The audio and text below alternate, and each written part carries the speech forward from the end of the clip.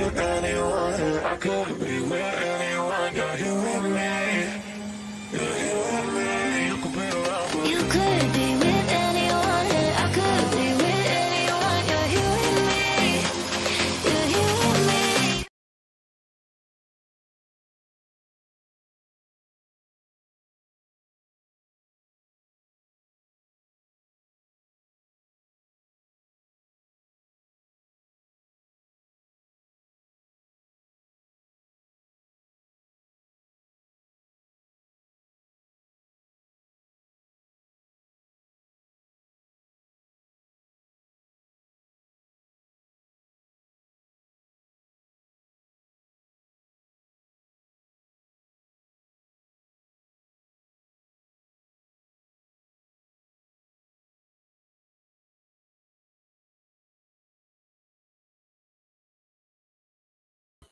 Okay. Welcome to the show, guys. Talking to myself. Yeah, I wanted to touch base. I started out my last Tuesday live where I was going to cover one subject, and the whole Mykelti interview subject matter was kind of dropped on us. And that was a very guttural response from me. I didn't see the video. I wasn't aware of exactly what was said or how it was said or how it was talked about. So, in fairness to everybody involved, because as mentioned during that live, I take these types of allegations, and specifically the subject matter, very seriously. And so, as we approach it, I don't want to do any snap decisions or make any snap judgments as far as believability or who I trust, who I don't trust, what can we listen to, or make judgment calls about the Browns and their parenting, especially without hearing the full story. So I did not do the call-ins at that time on Tuesday. I will, however, be opening the phone lines today. The only thing that I ask, well, not the only thing, but my big thing with this particular, especially with this particular subject matter, is that we be respectful and we be mindful of the fact that there are people in the audience who may have been touched by this very issue, whether it's personally or someone they know, someone they're related to. Maybe they are in a situation where they are currently dealing with or have historically dealt with one of their own children or young folks in their lives who have dealt with this. So this isn't a let's try to figure out how we can say the most snarky thing possible, but I do want to kind of be more positive and positive and thoughtful. Like I get if people want to be negative as far as their view on certain parenting styles, et cetera, et cetera. I get that. But I just don't want it to devolve into just simple, bash. Because even with some of these situations, I would like to at least strive to find some commonplace, some healing some place where we can move forward and have a productive conversation. So with that being said, I'm going to give folks a little time to kind of log in. Thank you, Negla. I appreciate the birthday wish. Yeah, feeling old. But well, not old. That's not true. Feel good, feel strong. But I'm going to give folks a little time to log in and get notified and all that good stuff. So I'm going to play a little bit of music while I still set things up.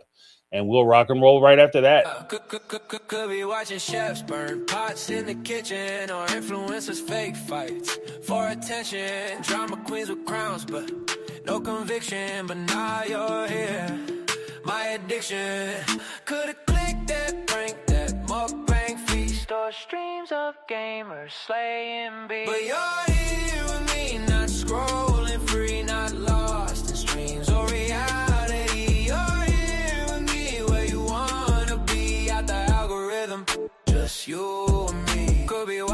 gas, knock glasses down, or a dude trying to stunt, stressed as a clown. DIY hacks turn smiles to frowns, but you're vibing here, no fakes around sound. This ain't unboxing or ASMR, no clickbait titles, no rented cars, realest channel in your repertoire. Stay tuned, superstar. But you're here with me, not scrolling free, not lost in streams or reality. You're here with me where you wanna be, out the algorithm, just you and me. Okay. Once again, we are back. Every time I try to get out of Sister Wives, I feel like they keep pulling me back in. Yeah, I'm still moving forward with my true crime format. As mentioned before, a lot of the production or produced videos that I'll be doing will be featured on the My Take on Reality page. The live streams will, however, occur on My Take on Reality Live, which is why I created the separation. So just wanted to give folks that heads up that this is something we'll be doing. Let me just, and we'll play one more song because we still got some people loading in, and then we'll get started. Screw. Yeah. Hey. Yeah. Scrolling through the tube, all the thumbnails flash. Cats doing flips, pranks gone bad, they crash. But now you landed here where the beats don't miss. Yeah, algorithm point, but you hit my abyss. Oh. Could've clicked the cooking show. Could've learned to tie a boat. But you chose this flow. So let's go, yeah.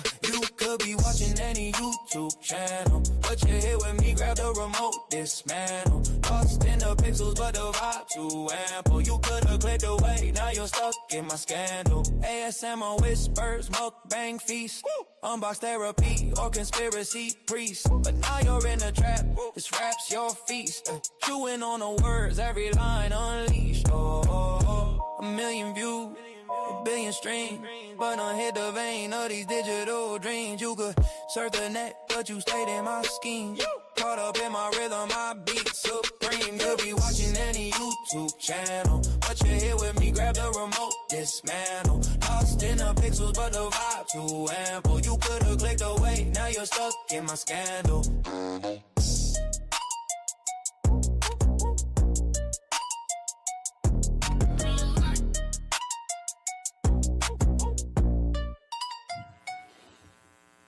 All right. Welcome back to the show.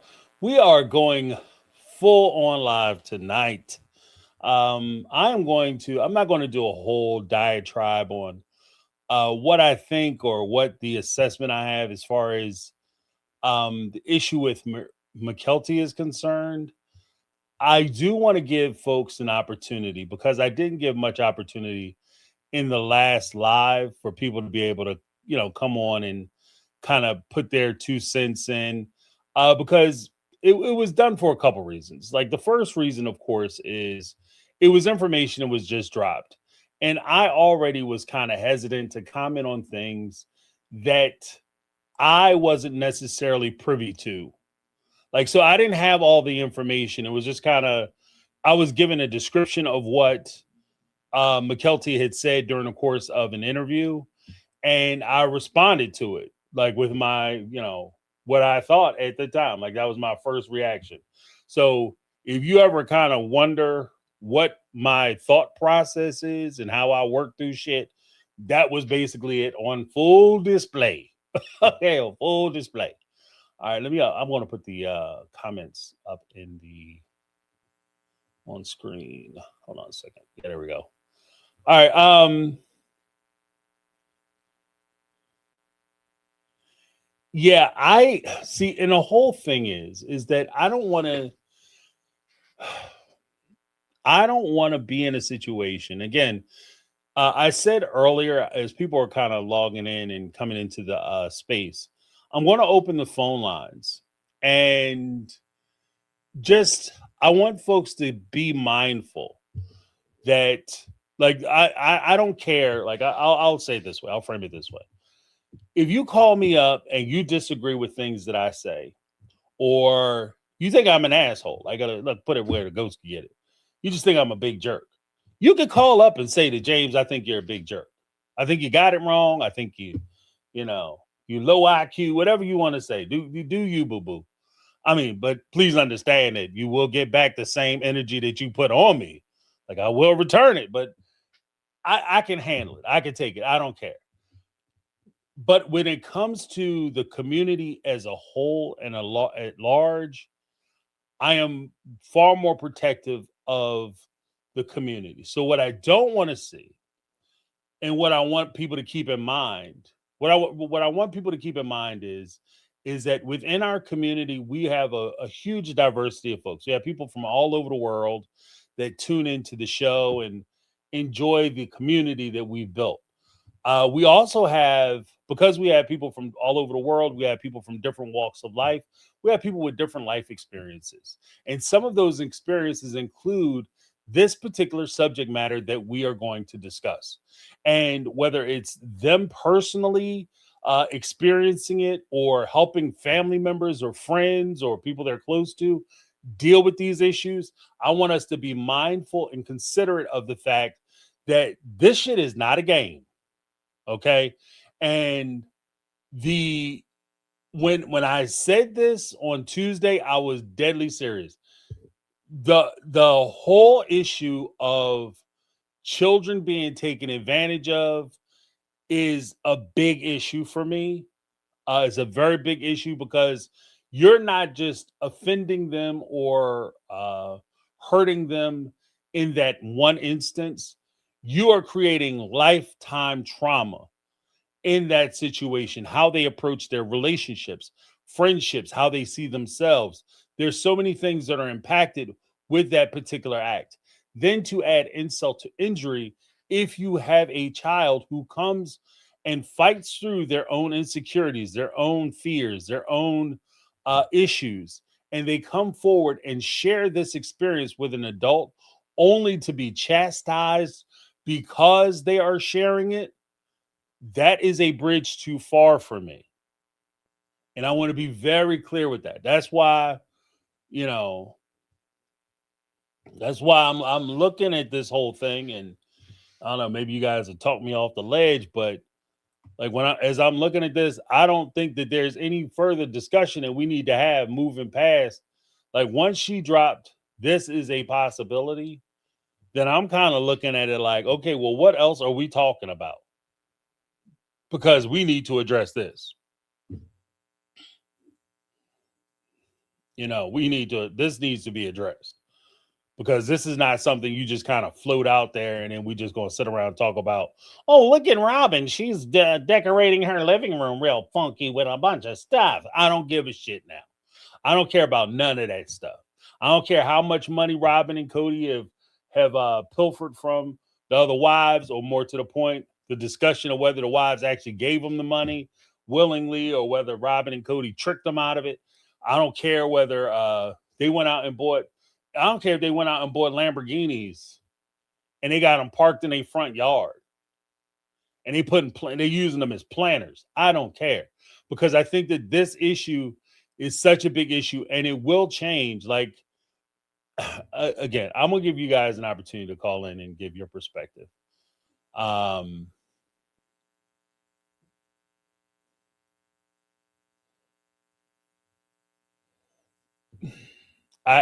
just. I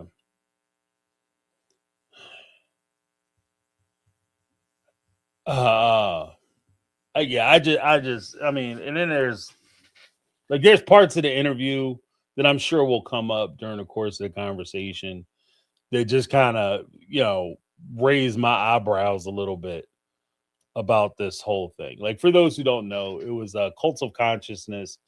They did 2 interviews from my understanding with Mykelti. It's the second interview that they did with just Mykelti. It was the wife from Cults of Consciousness and Mykelti did an interview together, and Mykelti just kind of casually dropped it. She was one of her pet peeves. She didn't even say it like, yeah, I have this thing to reveal. It was like, yeah, we used to get in trouble for tattling.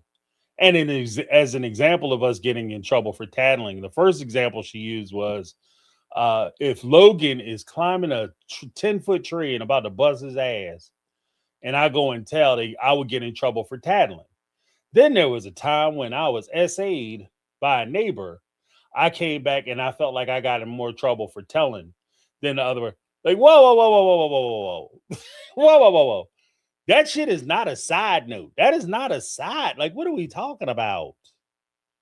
And that's where it gets kind of weird for me. That's because I had Carmel Cutie. She called, or she didn't call in. She left a message and she said that like even for her, there were some things that just sounded kind of shaky as far as the story was concerned.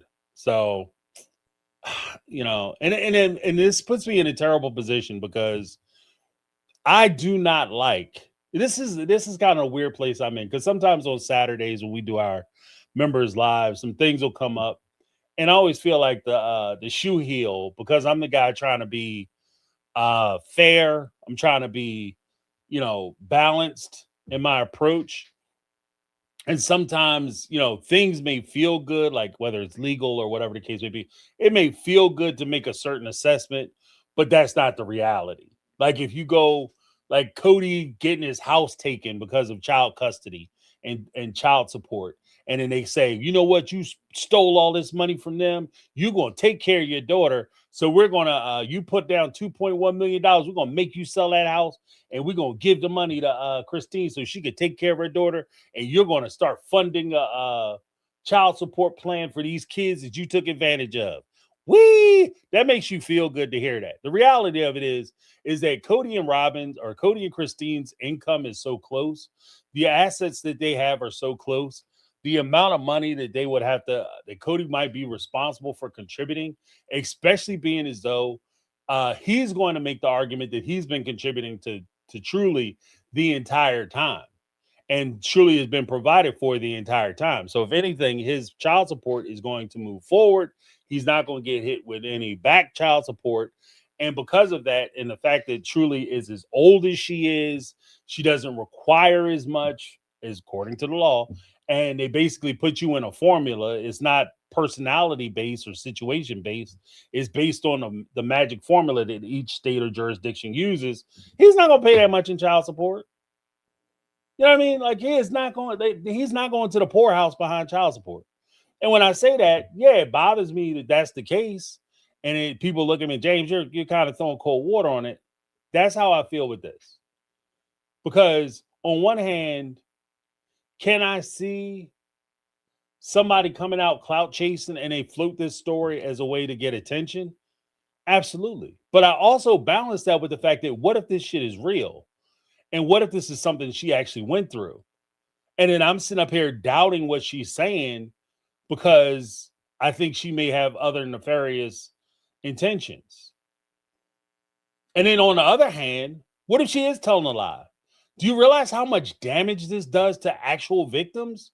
Like people who actually come out for every 100 victims, for every one story that comes out where somebody makes up a story, that's 100 or 1,000 victims that won't be believed. Because every time they come forward, the one story that they're going to roll out about somebody, the damages of false allegations and implied situations and inferred offenses is going to be that one story. Remember that one girl came out and accused the neighbor of doing this, and it turned out she was just trying to get clicks because she wanted to be social media famous. And then you have somebody who is literally undergoing this. And that's why I take these stories, that's why I take these situations deadly serious. Because it's not just something that you say that impacts just you. This is something that has a ripple effect. Everybody talk about the slippery slope when they talk about legislation. This is the fucking slippery slope. This is the quintessential slippery slope. This is what it looks like. Okay, this is the ripple effect. If you come out and you tell a false story, you tell a lie for whatever reason, whether it's because you want attention, because you want better conditions for your child support or child custody agreement. So you come out and make this story up. You want to hurt somebody because they broke up with you or whatever the case may be. You are doing damage to actual victims. And even worse, let's put it where the goats could get it. Not only are you doing damage to the victims, but you are participating in creating additional victims. Let me say that one more time.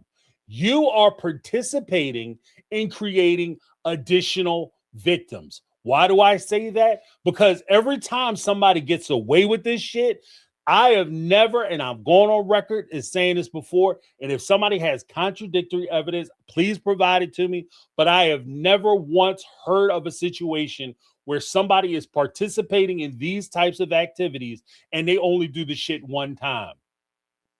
I've never heard of one-time SA people. I never heard of one-time rapist. I've never heard of, like, this is something that they do. So if you are in a situation where you are putting people in a position where they're telling their stories and they're not being believed, you are leaving perpetrators on the street free to conduct their activities or continue to conduct their activities, thereby creating additional victims. So you're not just hurting the one person who has already been victimized, you're helping to create additional victims.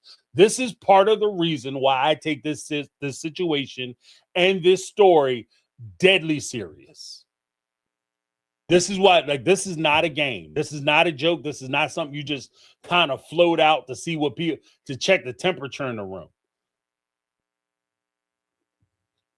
And so if this is something that was said in a way where she misspoke or we're misinterpreting it, she needs to come out immediately and say, whoa, whoa, whoa, you guys have it wrong. That's not what happened. I overspoke, I misspoke, I said the wrong thing, I told the wrong story, whatever the case may be. Because otherwise, if we have to dig into this, then everybody is getting looked at different. I don't think there's any coming back for as far as I'm concerned. Like, I don't know if there's any real coming back from this. Because either way, like, if she's lying, then that plays into the whole narrative that the Brown family has been lying to us for 15, 20 years now. Almost going on 20 years. They've been lying to us. If she's telling the truth, then these people are shit parents. And you know what I mean? I get it. Like, because look, like I said, I want to clarify something. I got to open the phone lines up. I'm getting mad again. I want to clarify something. Just because this happens to somebody you know or a child or whatever, it's not your fault just by definition because you're around. You should have known better. I am not assigning blame that way. I am not assigning blame that way because people can be tricked. People can be fooled. Folks can fly under your radar and things can happen.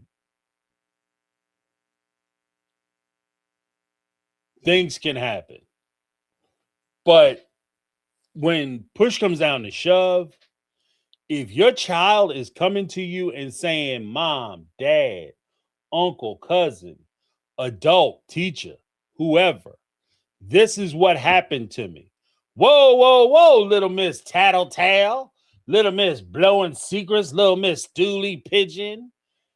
That shit, you should never be around a child, in my opinion. You should never be around a child at that point. I don't give a shit about, I don't care about the raised in the cult shit. I don't care about the community you was in. If you are raised in a type of cult that allows for this type of behavior, then okay, I accept the fact that you don't know no better, but because you don't know any better doesn't mean you can't do better. And your ignorance is not enough for me to just overlook the fact that you're allowing this to happen. Can I say that? Is that fair? Is that fair? Like, because this is, like I said, you getting taken advantage of for your money. okay, yeah, you part of a cult. That's how you was raised. You ain't know no better. I can like that. I can, well, not like it, but I can lump it. I can deal with it. What I can't do is, yeah, I was raised in a cult, so I was giving this man my children. No, no, no. Then you are not equipped. You are not equipped to deal with children. Then I'm sorry. Oh, we were busy because we had work. Everybody got work. Everybody got work. Everybody busy. Shit, that ain't no excuse. I don't know. I'm getting worked up again. I can feel it. I can feel it. Before I get into it, let me. I'm gonna post the link. Here's the link. Focus.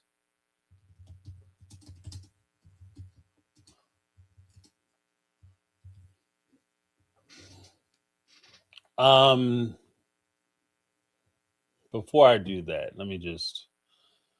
Oh,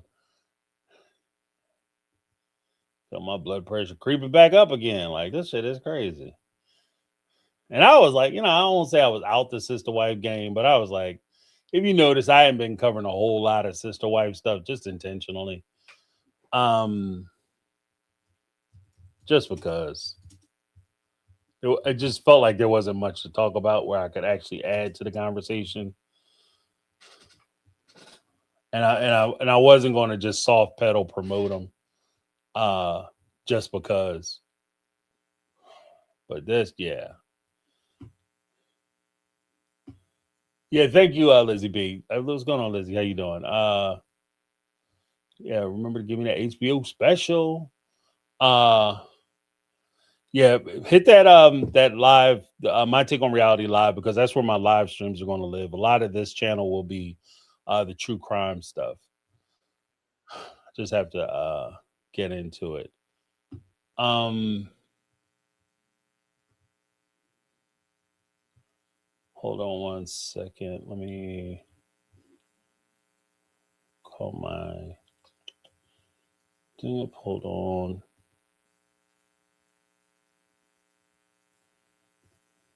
What the hell's my?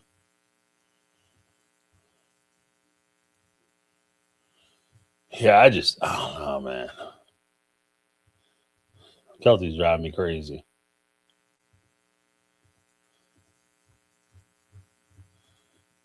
Yeah, yeah. I'm trying to be a good steward. I want to be a good steward about this, and I want to make sure that we're mindful of the fact that it's not just, and I want to go beyond just the Brown family too. Let's expand the conversation beyond just the Brown family, okay? Because if things happened in his family, like clearly, if there's charges that could be brought, I hope those charges are brought, and people are answerable to that. But let's also keep in mind that this is something that does not just happen. I don't want to Epstein this shit, basically. I don't want to. And what I mean by that is, I don't want to try to centralize this down to one victim, one perpetrator, and then all of a sudden we're somehow done and finished with talking about this particular situation. Like, oh, it's okay now because she's an adult and we can pretend like it didn't matter. Blah blah blah. I don't want to do that. We have to address it, because the only way we're going to actually do anything about it is recognize that there are people where this situation is still going on, where this is still happening. Today, there's a child who came forward and told their parents that this is what's happening, and they were ignored. Or you have the parent who is, with somebody, and they know full well that this joker is getting the hell up in the middle of the night, walking down the hallway and spending time with their child in their room. And because they awake when the fool get up, and they awake when he sneak down the hall, and they awake when he come back, and they know full well what's going on, and they expect everybody to be quiet about it and not say shit. So in light of that, I want to be I want to be very mindful that this isn't just a one-off thing. I had some talking points I wanted to share. And for some reason, that is not working. Why is that not working? Before we get into the phone calls, I just had one thing that I wanted to say as well. Just as a reminder, this topic is very serious. So I want to keep the calls focused. We can discuss the situation, the family dynamics, and larger issues surrounding childhood trauma. Uh, but I want to stick away or move away from accusing individuals of crimes, speculate about things we don't know, or attack people personally. Because at the end of the day, this interview was done in a way, and the comments were put forth in a way where we don't have a lot of information. We don't know a lot. We just know that she floated this out as a concept or idea. She said she's not ready to talk about it. We don't know. So we can't make implications based on the fact that in this particular cult, other people are guilty and this is what happens in this religion and blah, blah, blah, because we don't know. Just because you might be friends with the Gambinos or a crime organization. Not saying the Gambinos guilty of shit. Please don't come see me. But you might be associated with a crime family. That doesn't necessarily mean that you're a criminal and you're committing crimes or you're guilty of what they're guilty of. So, like the whole guilt by association, we have to be very careful of. Especially because, like I said, she didn't come out and give any specifics. This actually is very reminiscent of a lot of the stuff that she had said about when there was implication that Mary may have been mistreating her in the past. There were no specifics that were given, and then when the specifics, the examples started coming out, the examples were kind of shaky as shit. Like, what? I got in trouble because I was playing at a table and she told me to stop and I didn't stop, and then she sent me to bed without my dinner, and therefore, like Mykelti, that is not abuse. Like, I'm sending you to bed, you playing at the table, and she looking at you saying you done eating, and then she said, I don't want you sitting here at my dinner table playing.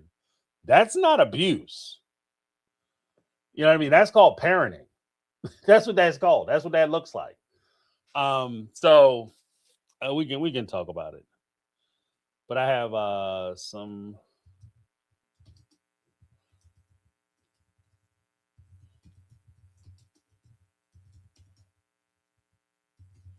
I don't know what it's not.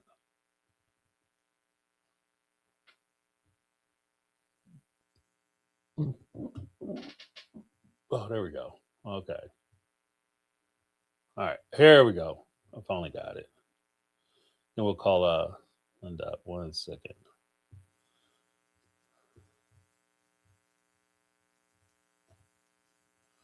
There we go.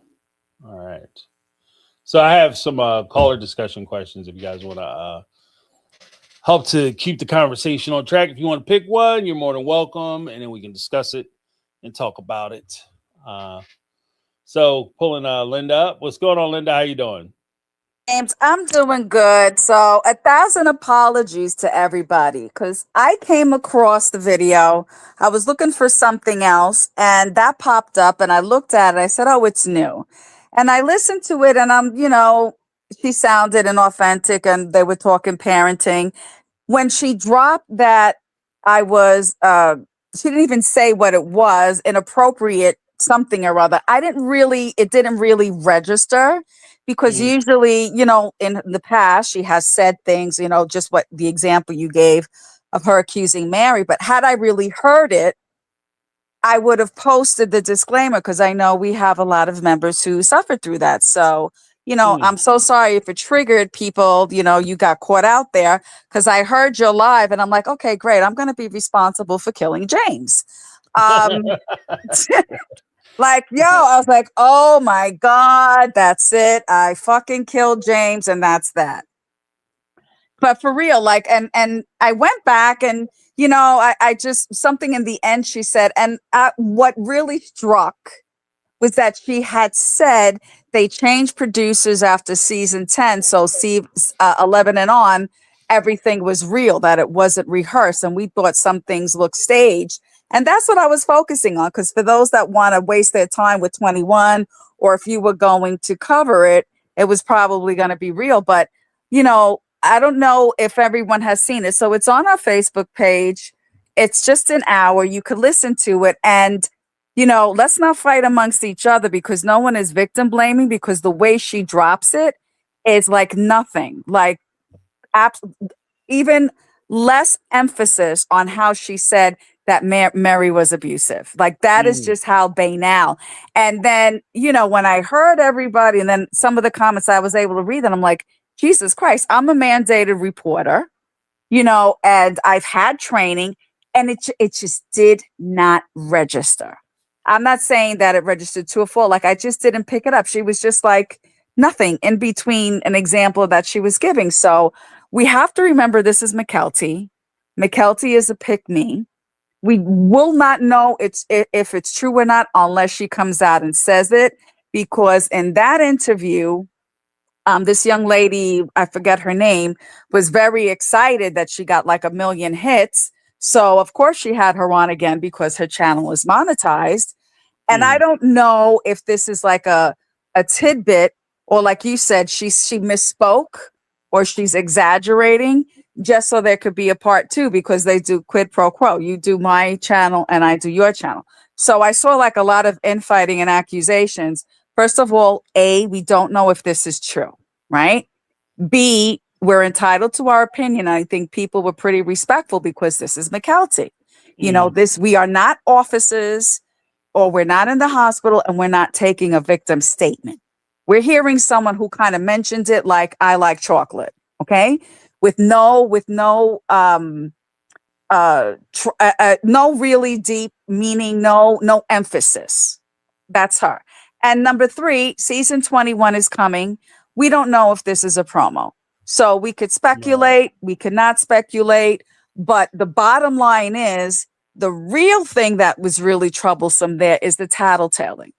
That's very troublesome, because as these children are parentified, so are they not supposed to say, hey, he wants to continually put a fork in the socket? Am I supposed to handle that? Like, you're the parent.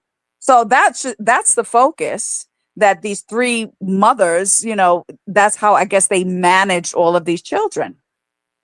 Don't tell me, it's almost like you're the parent, you solve it. That's what I found most troublesome, that tattletaling. And then not letting your children come to you with things, that does leave that door open, that if anything bad happens to them, they're never going to tell you. Right. And therein lies the problem.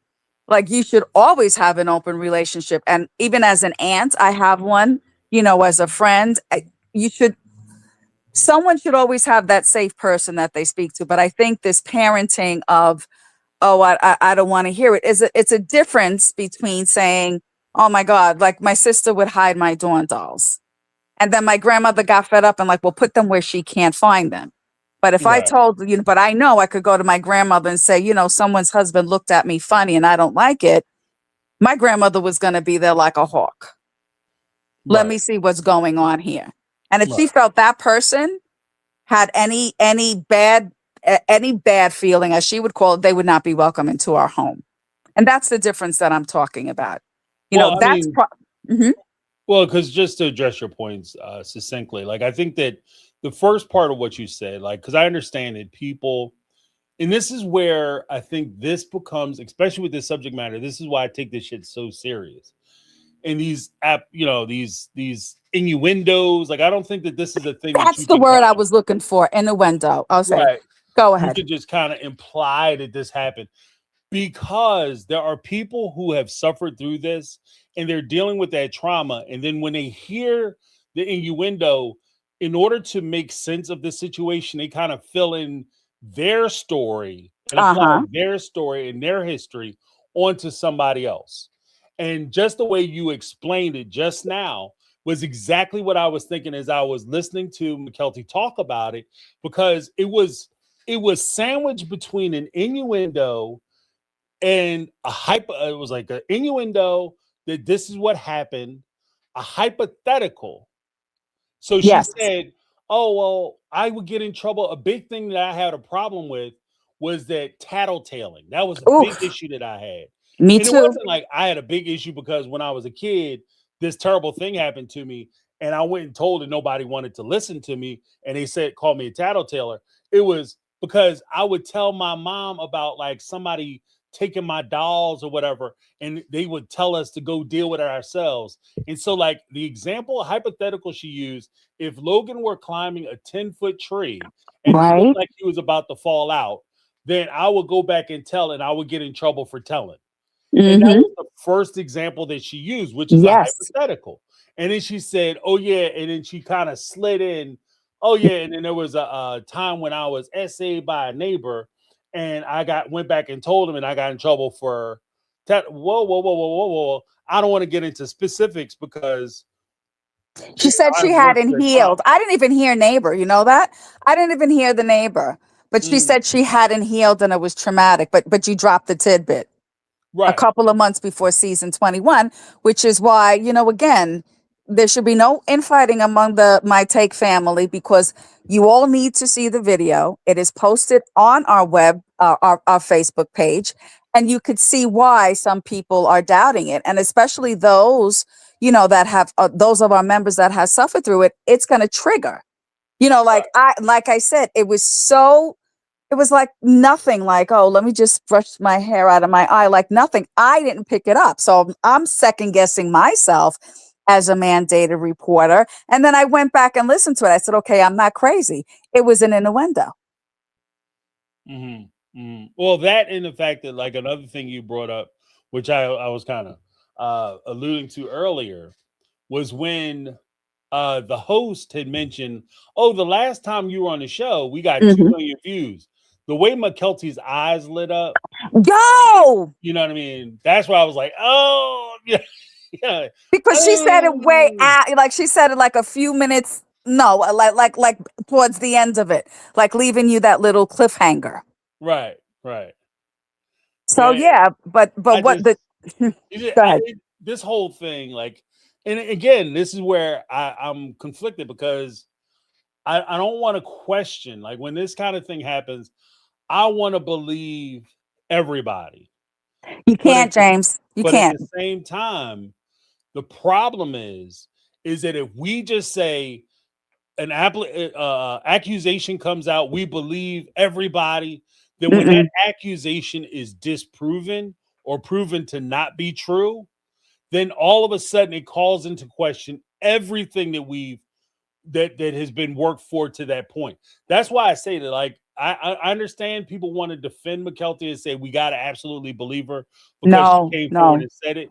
But at the same time, you have to recognize that if this is proven to not be true, this one case will damage thousands of additional cases because Exactly. this will And be the example that they use to disprove what they're saying. right. And just to let you know what the training that we get, when they tell us that they give us like this we need to listen and then ask them questions, as be to determine if we could to do the mandated reporting. So you have to get everything and you have to listen to it. And they go from there. But from a training that we got that was outside of my job, that this is a retired detective he's either from Minnesota or Wisconsin. I can't remember, one of them cold states. That when he retired, he dedicated himself to being he's I don't want to call him a bounty hunter, but he does training. So he does training to law enforcement, to hospitals, on all the information that he's gathered throughout the years on sex trafficking, sexual assault, and questions to ask.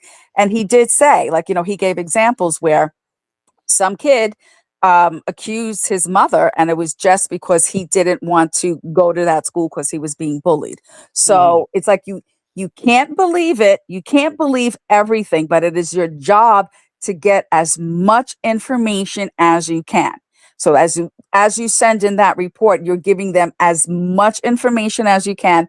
It's as the intake, it's not up to you to make the judgment, but you got to sort of make the judgment on just how severe this might be, because they have to investigate everything.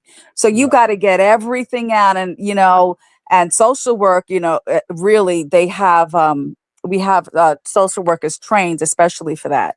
So, and we get in service because we could get stopped by a patient in the hall. Those of us that are not forward facing patients like me, we could get stopped, especially that I speak another language. So, and I've Mhm. gotten stopped. I don't even know how the hell. I guess we all know each other. They know that I speak Spanish because I get stopped by everybody. But if they do, so that's why everyone gets in service. So, you get the information, especially if it's in another language, you're getting as much as you can. You're giving it to the social worker because, there might not be a bilingual social worker, or in the event that because we have language lines. So we just have to make sure. But again, I'm going to reserve judgment, but I'm like erring on the side. Coming from her at this time, it does seem like it's a publicity stunt. Like, that was my initial reaction, because she does tend to exaggerate. And it would be terrible if it did happen, like she could have been inappropriately touched. And that's all it takes, because no one is allowed to touch your child. That's all it takes. And maybe the parent felt, oh, they didn't do anything. They didn't mean to touch you like that. Again, because of their culture and what they're doing. But the bottom line is until she comes through and says something, we're not going to know. But after I heard you, and I'm like, okay, I'm killing James. I've traumatized, half the My Take family. I put something on Christine's Instagram, and let's see if she answers or one of her people answers. So I pretty much said, your daughter said that she was essayed and you did nothing about it. Is this a Right. publicity or something like that? I wrote on her page, because this is not cute. This is something that's very serious. So going to your point, this is why it was so hard to get domestic violence laws on the books. Because when an ex-boyfriend burned down my apartment, they only took it seriously because my dog died in the fire. Mhm. That's the only reason they took it. And they didn't even know how to handle it. Is it arson? Is it attempted murder? What was he trying to do? They were just starting the domestic violence laws. They were just starting the orders of protection. Like, it had no teeth. And this is what Well, happens. So, these laws still aren't rock solid. And right now, moving towards getting very strong, the pediatric sexual assault, or just getting them on the books and getting these cases heard. This is what happens, if it's not true, and if someone uses it as an excuse. And that's what makes it harder. And that's why some states or some precincts or whatever, they don't take it seriously. And well, I it's, mean, I and think it also reflects back to the fact that, uh, as you mentioned or alluded to earlier, that a lot of these laws, and I say this, like I said, you're old enough, you see shit twice. I say this as a person who watched these laws come into fruition. yeah, both of us. These laws are not old. Mm-mm. Many of these laws are new. These laws are new. Like what do you call it? Acquaintance scrape? That's Yeah. new. That didn't pass until the 90s. Yep. Okay. When you talk about PFAs, protection from abuse orders, those restraining orders, those Mm-hmm. orders to keep people from supposedly from attacking you, that you can get from lovers or people who you live with. Those orders didn't come until the mid 90s, and it actually took a woman to file several restraining orders, have an active restraining order, an active court case against a man who is consistently kicking the shit out of her. And at the last incident that she had, this man beat her down so bad, he stomped her ass out, that she was paralyzed on her left side, and she has feeling on her left side that's paralyzed, and Mm-hmm. zero feeling on the right side that that's still ambulatory. And all of this occurred in the presence of a police officer. A cop was standing right there watching this woman get her ass whipped. What?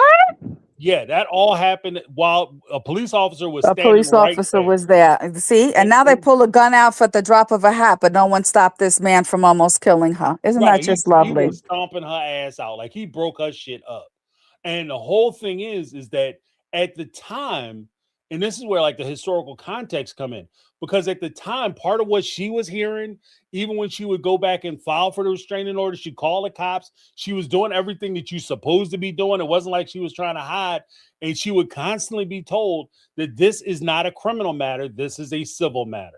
This is between you and your husband. This has Yes, that's nothing right. to They do with do it. us. Yeah. Mm-hmm. You know, and that's why I say a lot of this stuff is fairly new. And when you start talking about SA with children, CSA, this is still something that's relatively new because there was a long time when people did not talk about it. No, no. You know, so this is like that's why I say this is deadly serious. And to your point, I'm sorry, I'm just going crazy again. Go But ahead. Yeah, to but your I don't want. Yeah, at least you're a little bit more moderated because I said I killed him. I killed him. but to your point, like when these allegations come up, I think that there is a duty to you take it serious. You're Yes. not saying that I don't believe you. You're merely asking questions to clarify what is actually going on. There's nothing wrong with you trying to figure out what's going on because there are two sides to every coin too. Because there's the side where you potentially have a victim who has been, assaulted, but you also have somebody who is accused of this horrible crime. And to say that that person doesn't have any defense because they were accused of something is also an injustice in and of itself. Because, like you said, I when I first heard it, it does occur to me. And again, this is not a shot on Mykelti. It's just saying, like, it's kind of in the deck. A Yeah. card that's in the deck.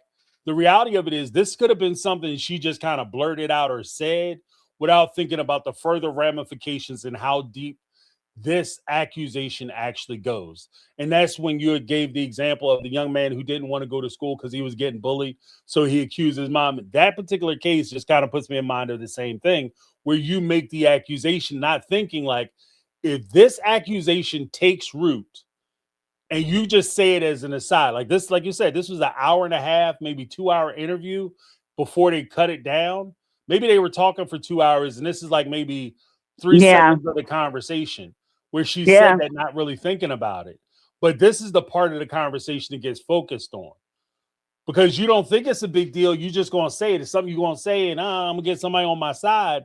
But then when people focus on it and it starts to take root, now you're in a situation, especially as the person who made the accusation, where you got to put up and shut up. There's an embarrassment factor. If I come out and say that it wasn't true, or I say I misspoke, then I'm going to look like a fool. I'm going to lose credibility. So you keep the lie going. There's a pressure to keep the lie going or keep the inaccuracy going.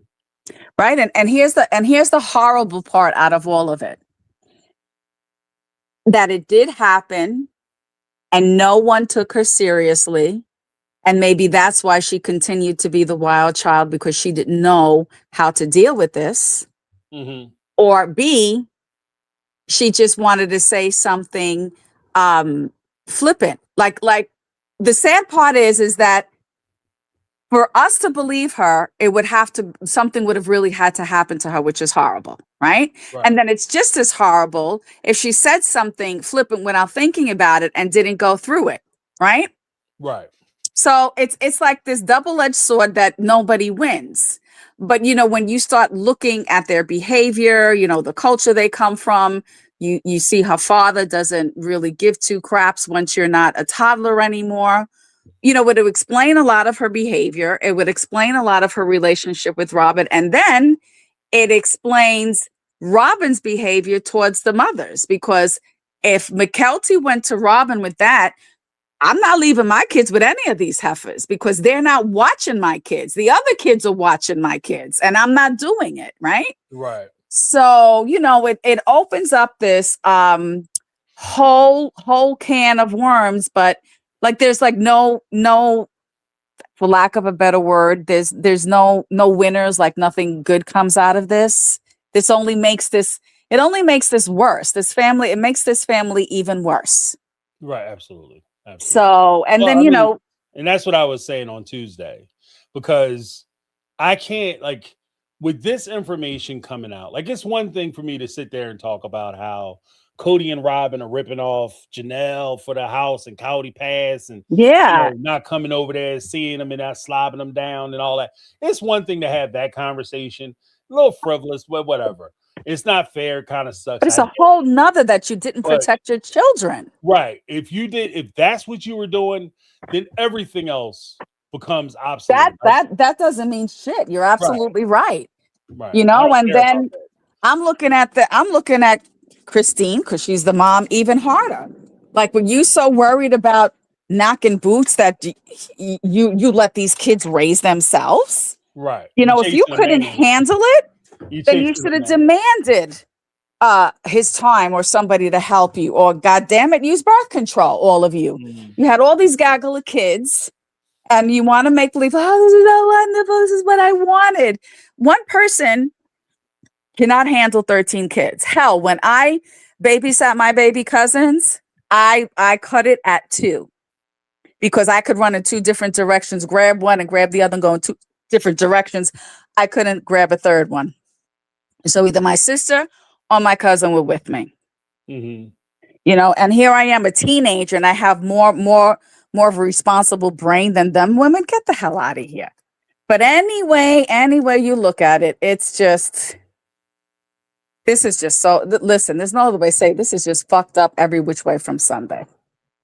But again, I'm sorry, guys. I did not catch that. I gave it no credence.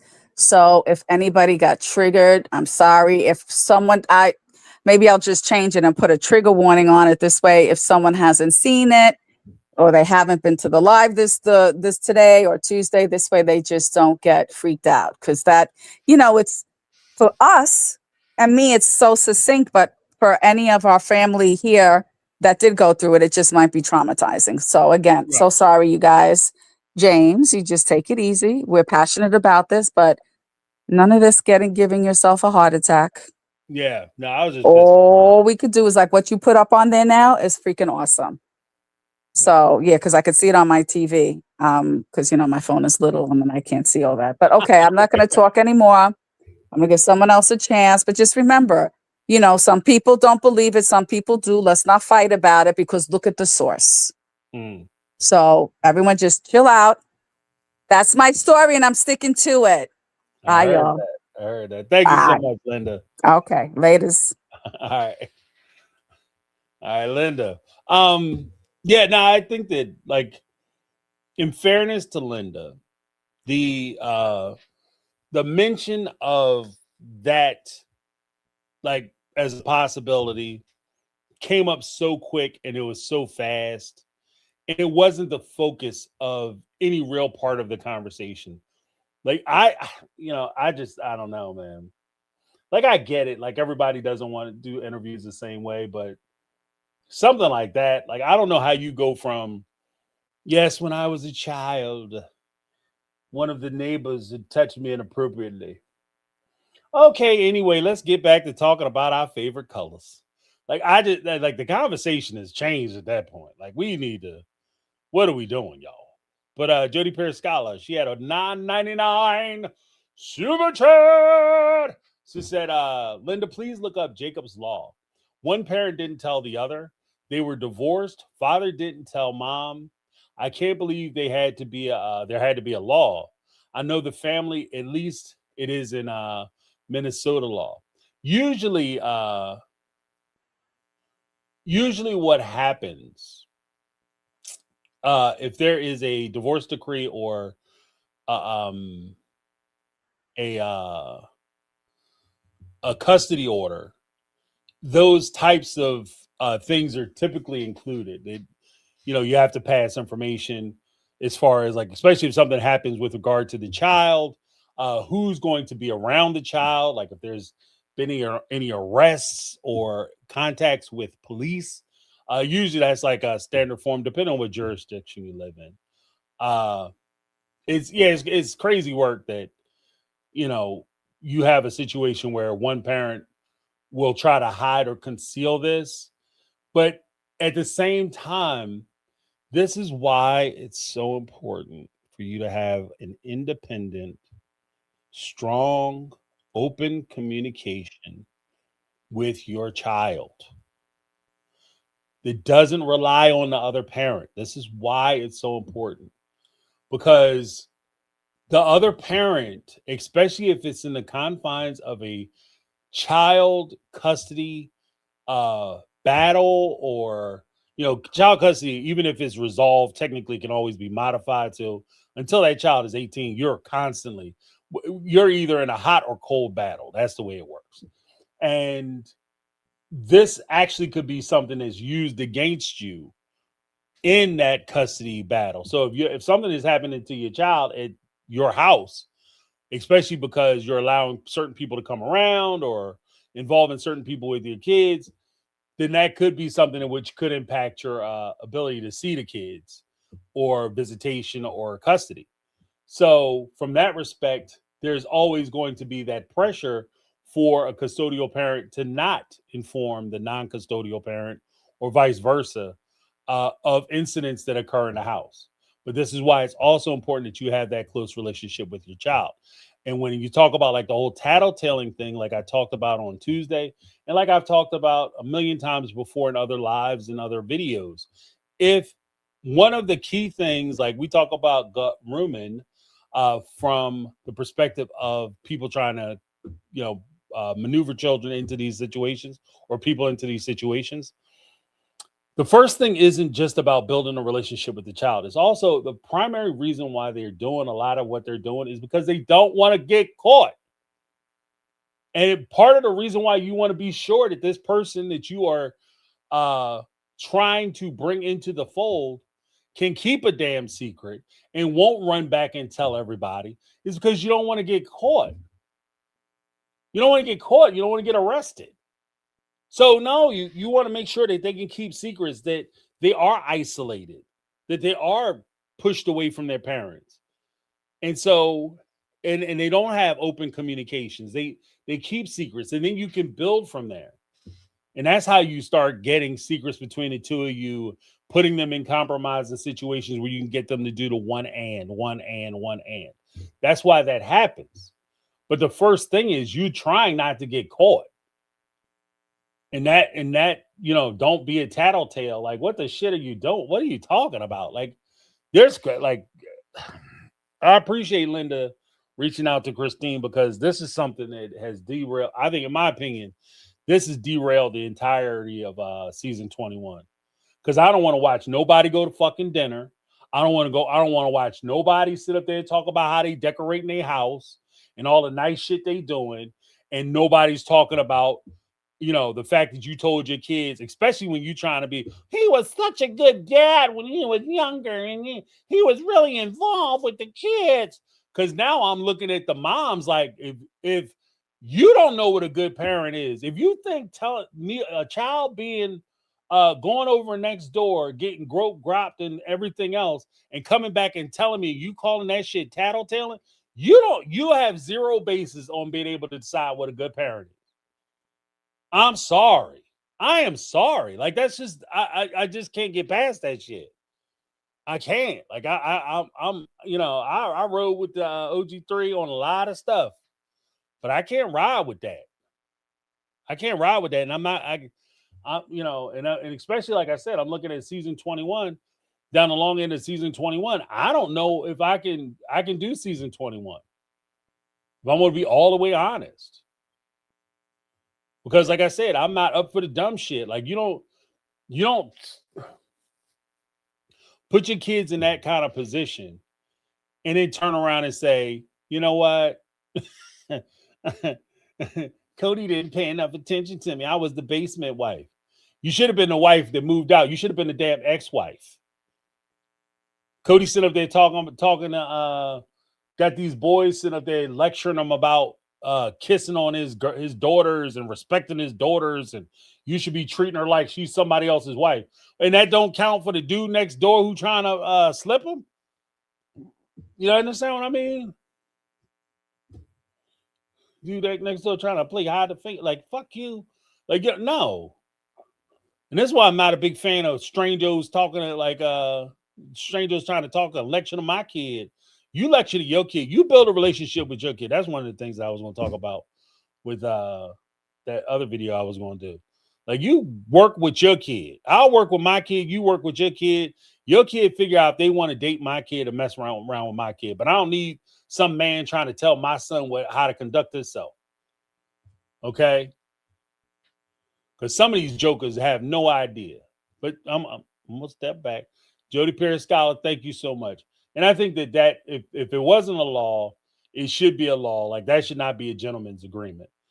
Basically a handshake agreement where you just, I promise to tell you. No, I think that's a reporting requirement. I think that should be a reporting requirement. If something is happening with my kids, I should know about it. But thank you so much.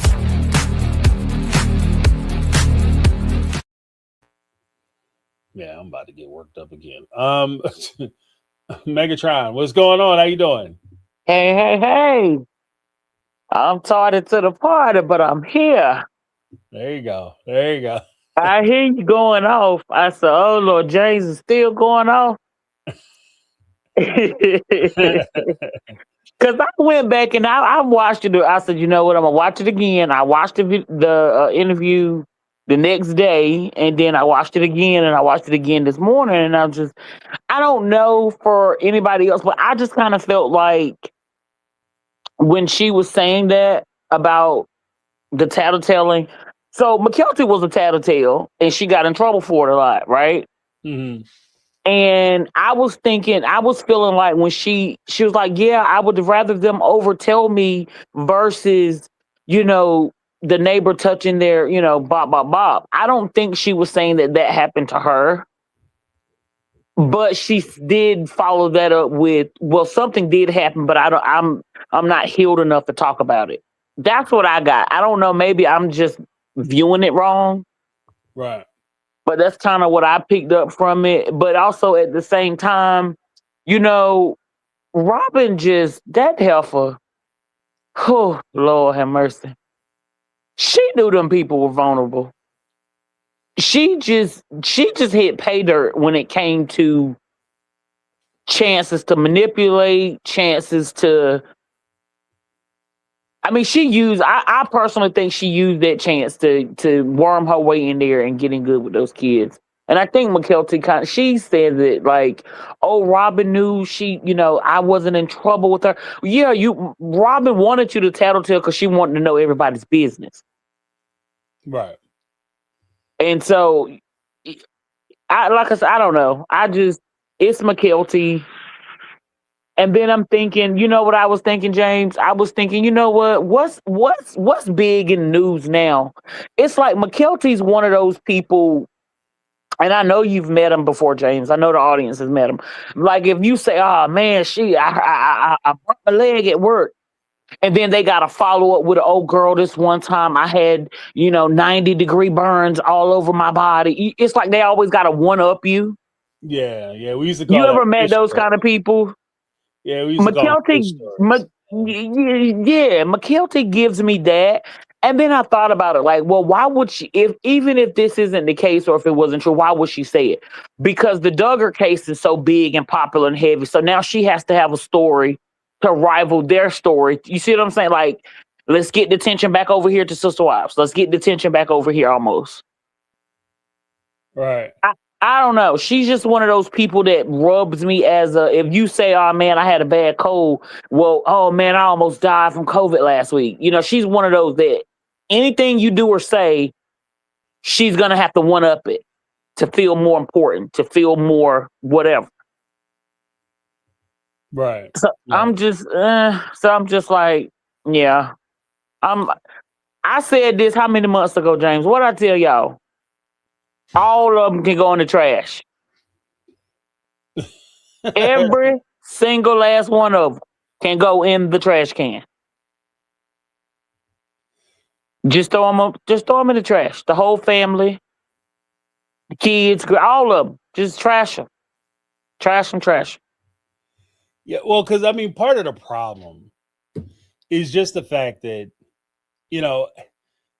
I could see the struggle. Like I see the, like, because between Mykelti and her husband Tony, they're doing a lot of interviews and they're putting themselves out. And I'm not bashing them for that because God bless them. They putting their hustling, they getting their grind on, you know. Um, but at the same time, it is very like it's just something about it. Like it's just the way it was talked about, the way it was addressed, Yeah. the way it's kind of like it does put me into that thing of like I don't want to be that guy Be that's that guy, questioning, James. but Be at the the same guy. time, I have to be that guy because I'm Because we I all just know have what you finna questions. say. We Yeah, I have already know it. questions, and it just doesn't feel right. Like it. This is the like I No, use the this is example. a pick me moment where the Duggar case is getting so much traction and so many headlines and so many click what they say click and all the other crap.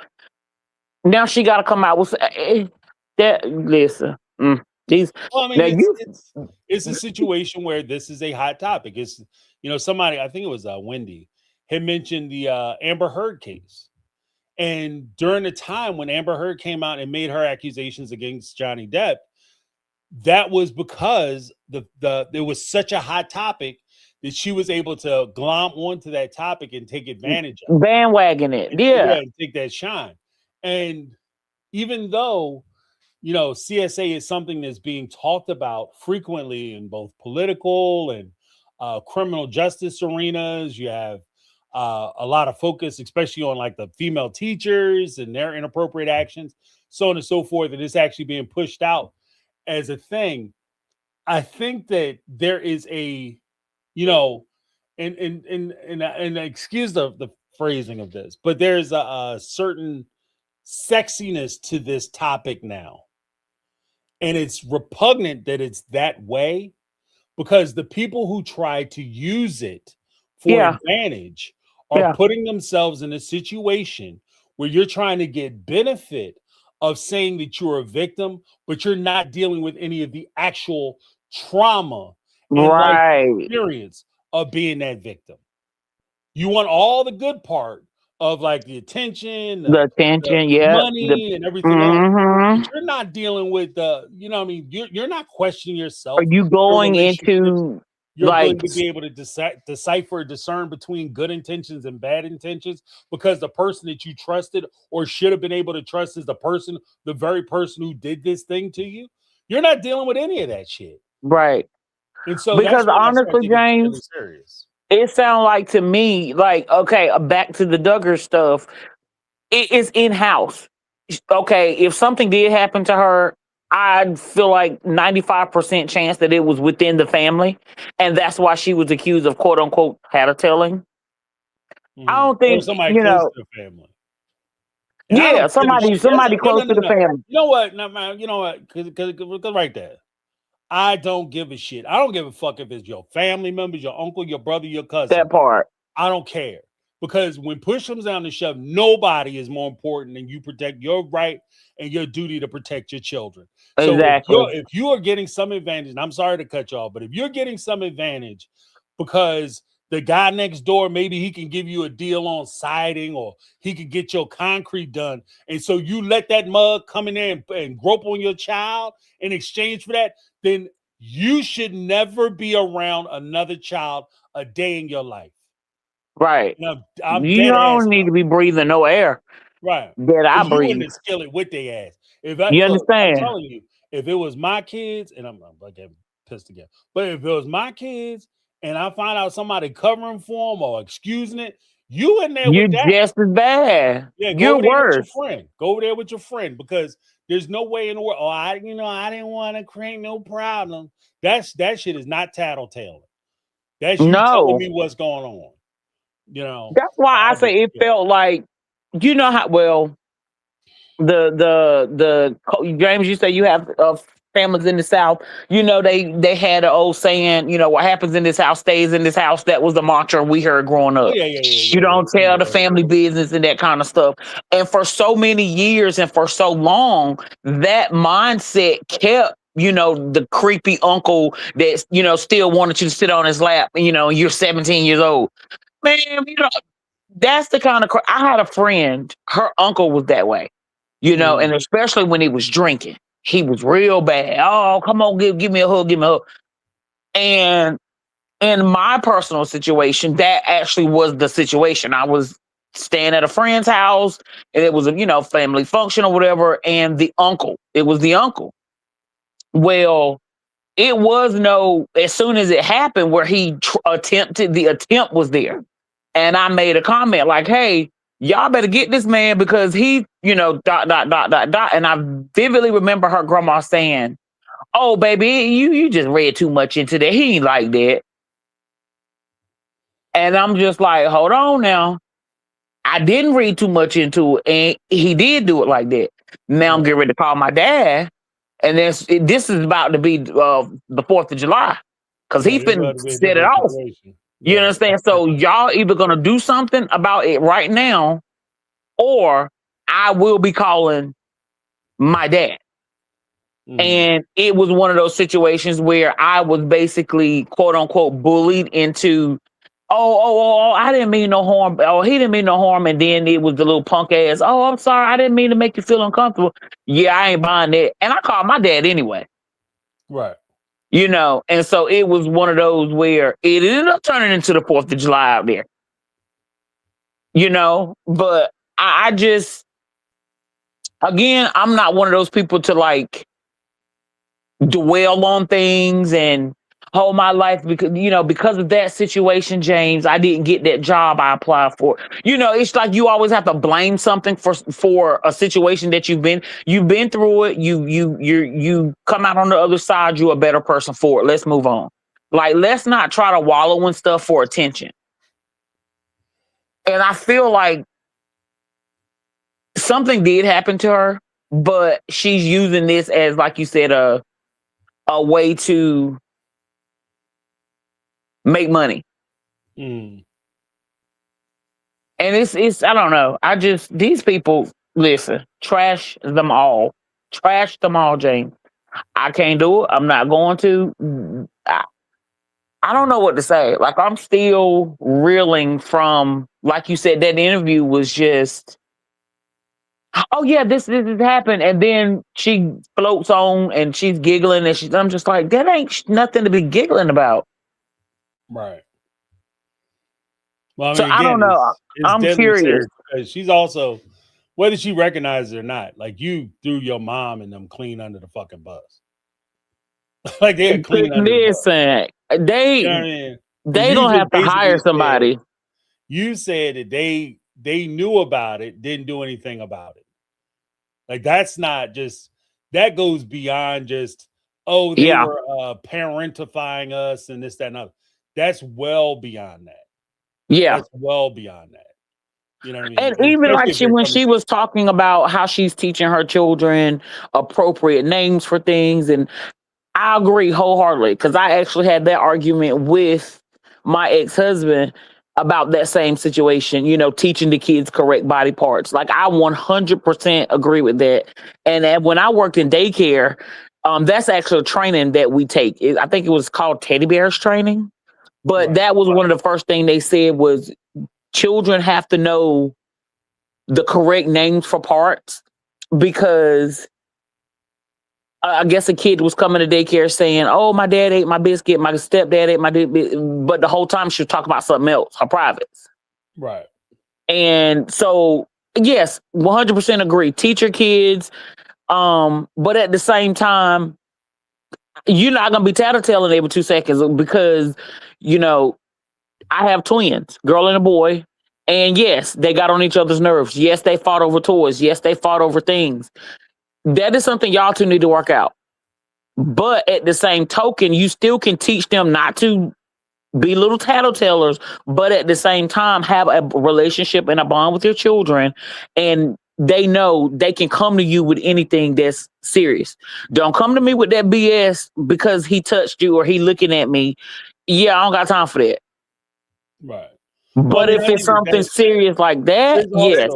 A point of discernment. Like, you're teaching your kids how to discern between big things and little things.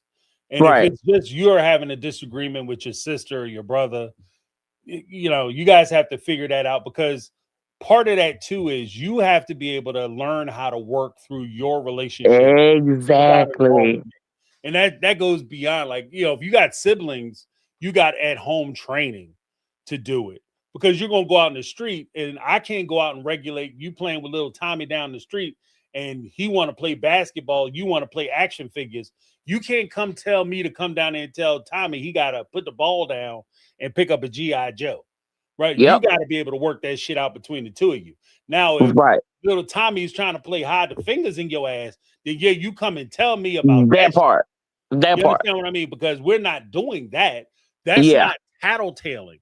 But you're also, it's also, let's be very clear. This isn't a one conversation thing.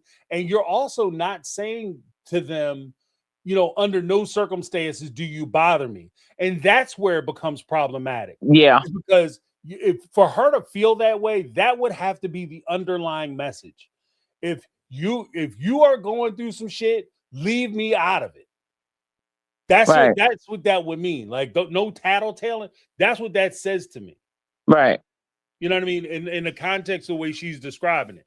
That's not, oh, well, something happened and I went and told my mom and I got in trouble. Like, and she said that. Like, she did say that. Yeah. Like, She did say that. And they got on her about telling. Like, that is a problem. Yeah. So no, I don't want to, you know what I mean? Again, it's going to be hard for me to sit there and listen to them complain about oh, well, I hear Cody took Robin out to a fancy restaurant. At this point, I don't give a shit. I don't want to see Cody baptizing no damn body. And you sit there, he got a whole child that was scared to tell y'all something happened to her. Because, Right. listen. But then, too, also that showed me, too, James, it showed me their lack of socialization in the real world. That's how unsocialized these people are. That you can't even as a child. Well, I think she said she was, but then too, I don't know. She said she had her first kiss, but then just how the hell was talking about she had her first kiss at 7, but she said it was against her will. Then she doubled back and said she had her first kiss willingly at 15. Then she goes to talk about how promiscuous she was and all these people she dated. And I'm just like, I don't know this fucking interview. I gotta watch this shit again because she's all over the map here. Right. So I'm just like, something more than likely, I don't know. Jay, I'm telling you, these people are not gonna work me. But I just pray for healing for her, and I'm not even gonna pray for the rest of them because I just don't even know what I'm even praying. The Lord go say, Tammy, please quit calling me about these people because you don't know if you don't know, I don't know. Right. And that's part of the problem. We don't know what's going on because they will never tell us. They don't know. But you see how they can say something in a way to where you don't really know what the hell they just said. I feel like, Chris Tucker, what the hell did you just say? Be clear. She's not being clear here, and it's not fair to quote unquote the viewers because it's like, oh, we're upset, But then at the same time, I give it another week. She's going to come back. She's going to let this marinate for a week or two, then come back. Oh, that's not what I meant. You guys misconstrued me. Or if somebody sees her in, the Costco or some shit and want to offer, condolences and, trying to be there for her, and she going to pull a mirror and cuss the viewers out. You don't know what you're talking about. You need to mind your business. Be clear. You're not being clear. Like, I don't know. But Linda said Christine didn't answer. What happened with Christine? What do you mean? Oh, because Linda know. sent a message to Christine on her page, like, this is what your daughter is implying. Like, do you have anything to say about it? Because basically, again, it's throwing Christine under the bus because she would have been the one that she went and complained to. Right. And be told that, we don't be tattletaling. And especially if you put that in lighter context of Christine during the UNLV discussion, when she said, I had no idea that men could be such bastards.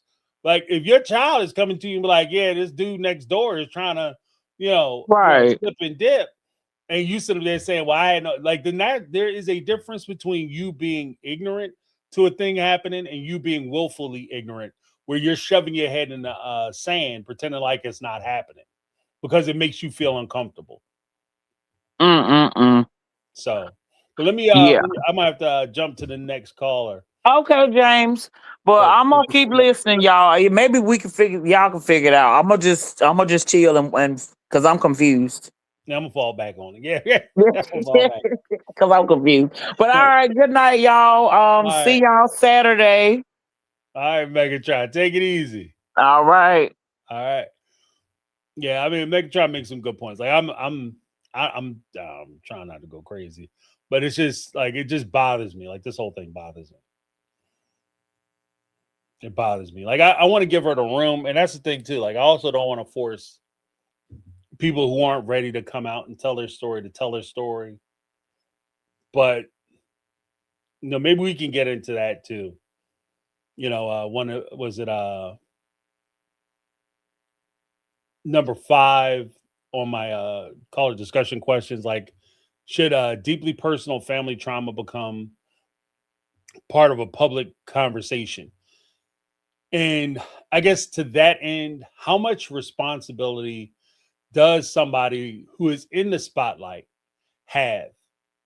Because when you mention it, like it's not the same thing as somebody who, a neighbor child or somebody in a community who is saying that this thing happened.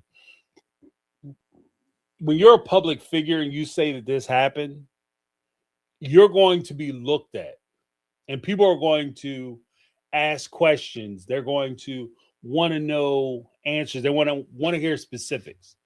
And you not having those answers or trying to hide or conceal or maybe not share, then maybe it's not the best for you to even mention it in a public setting if you're not ready. Like how much responsibility do you actually have? Carmel Cuties, with $5 super chat, said, I said it that no way do you play with the subject. Healed or you healed, I feel. Why bring it up if you aren't ready to speak on it? I'm kind of in that same place. I'm glad you said it. But yeah, I'm in that same place. Like if you're not ready to talk about it, don't talk about it. Don't bring it up. Because it puts you in a situation where you're not ready to talk about it, especially if you're doing it publicly. And this story is going to take off and people are going to ask you questions about it. And if you're not ready to talk about it, you're putting yourself in a situation where you're going to constantly be asked about it and you're not ready. You're not ready. So you will find kindness where people will try to understand, but too much hesitation, it's just a weird, like it's a weird this has such a weird dynamic to it. I don't know. But thank you, Carmel Cutie. And again, I'll go on record as saying that if it comes out that this is something that you're just using for clickbait, like I think that this ruins it ruins any possibility that I'm overlooking anything else that you do. Like I will be done with somebody who lies about this because it's so impactful, especially when you do have a big public platform and you come out and you say something that's not true because you are doing so much damage. Just to recap something I said earlier, then I'm gonna jump to Amy and Daryl. If you want to call back in, something that I said earlier.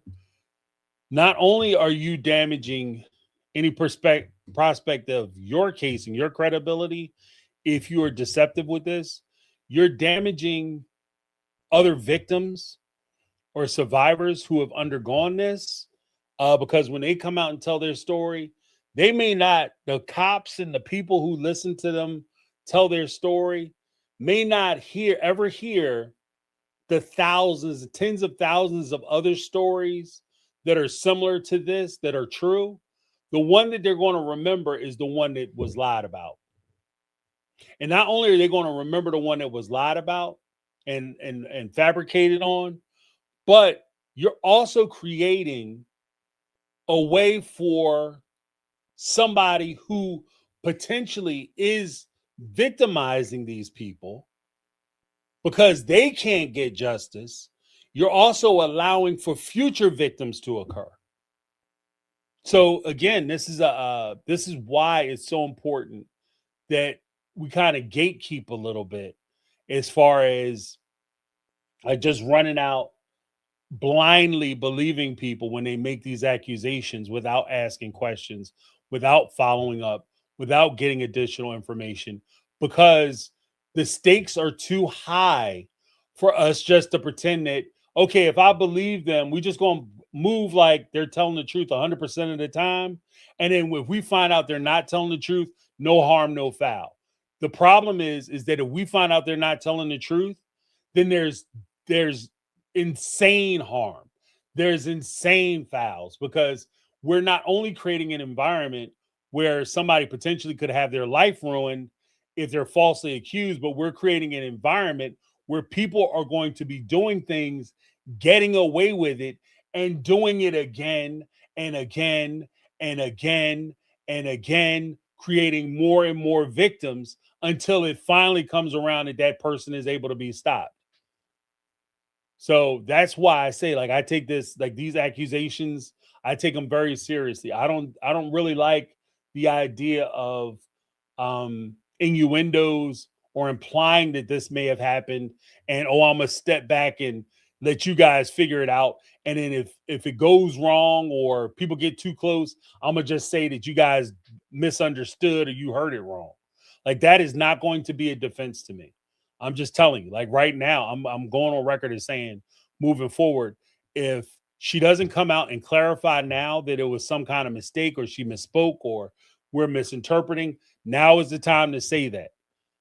Don't go 6 months, do 15 interviews about it, and then tell somebody, oh yeah, somebody came up and asked me about it. I told them they got it all wrong. That shit is not gonna fly. It's not gonna fly. But we had Ty with the $5 super chat. Said just peeking in to say the PR team is losing their stuff. And let's see how they turn this around. Because I don't know if there is a comeback for this fumble. Yeah, I don't know. I have zero interest in watching Cody and Robin go to dinner and talk about how much they're in love with each other if y'all were allowing this type of shit to happen in your house. I have zero interest watching Christine and David decorate a rental property if y'all was allowing, people to come over and do this to your kids and they getting in trouble for telling you. I have zero interest in listening to Aida Farms or watching Janelle build her new house or watch Mary globetrot and go on like mass dates if this is what was going on. Because ultimately, this story involves 4 adults, none of which are Robin. Okay? This story involves 4 adults. The 3 moms that we give a lot of credit to as being good moms and looking out for the kids and caring about the kids. That whole storyline is undercut by that one story from Mykelti. Because you can't tell me that you looking out for your kids and you letting this shit go on. Sorry, not sorry. So, but good point. Yeah, if you go into the PR offices of Sister Wives, you could probably make some wigs because everybody in there pulling their damn hair out at the roots. Because this is gonna blow season 21 up. Because like I said, I don't know how you watch the show. The show is essentially, to me, is almost unwatchable at this point. Unless they address this particular issue, the show is unwatchable. Ty with the $2 super chat says starting a hashtag. Dang, Mykelti, for your information, 1 weekend marketing. 1 week in marketing, all right? I'm going to bring in some interest into the show. Or bring interest into herself.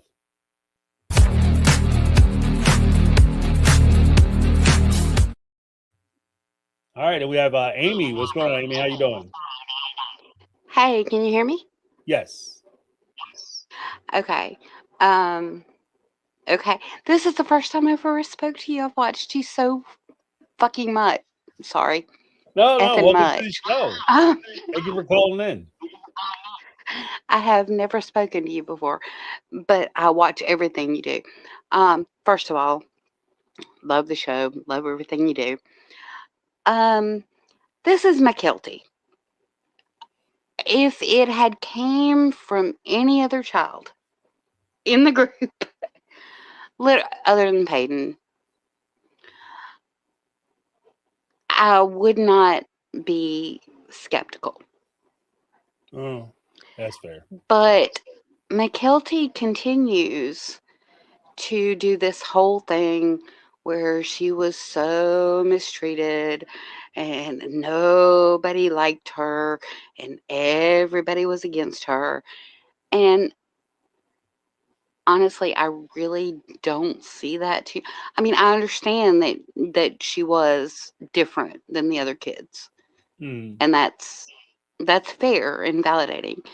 But in the interview, she she brought it up like a whim, like it was like, oh yeah, this happened, and I'm like, That's not how people actually talk about that." Right. Um, it seems very weird to me, and I'm not saying I don't believe her.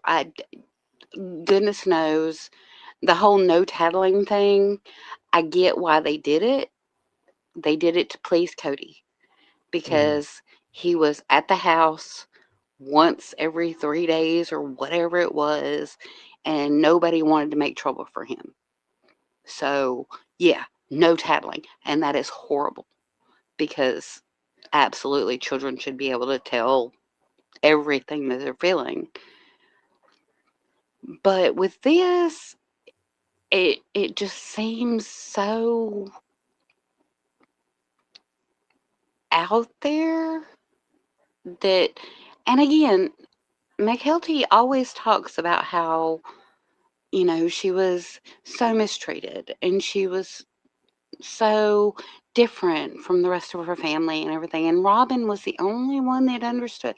I do believe that Robin played her big time on that, but I don't really see that reflected in the show very much. Mm. I know that Christine has said that Mykelti had her problems, but I don't really. I mean, other than Mary getting on her about the shirt that was too low, which whatever, yeah, for their family, yeah, that was pretty low. Mm. Um, I don't. Not. I'm not saying I don't believe her, and God knows if this happened to her, bless her heart, and I wish revenge on the person that did it. But this was so flippant and it was so thrown out that I'm 52 years old. I have never heard anybody talk about a situation like that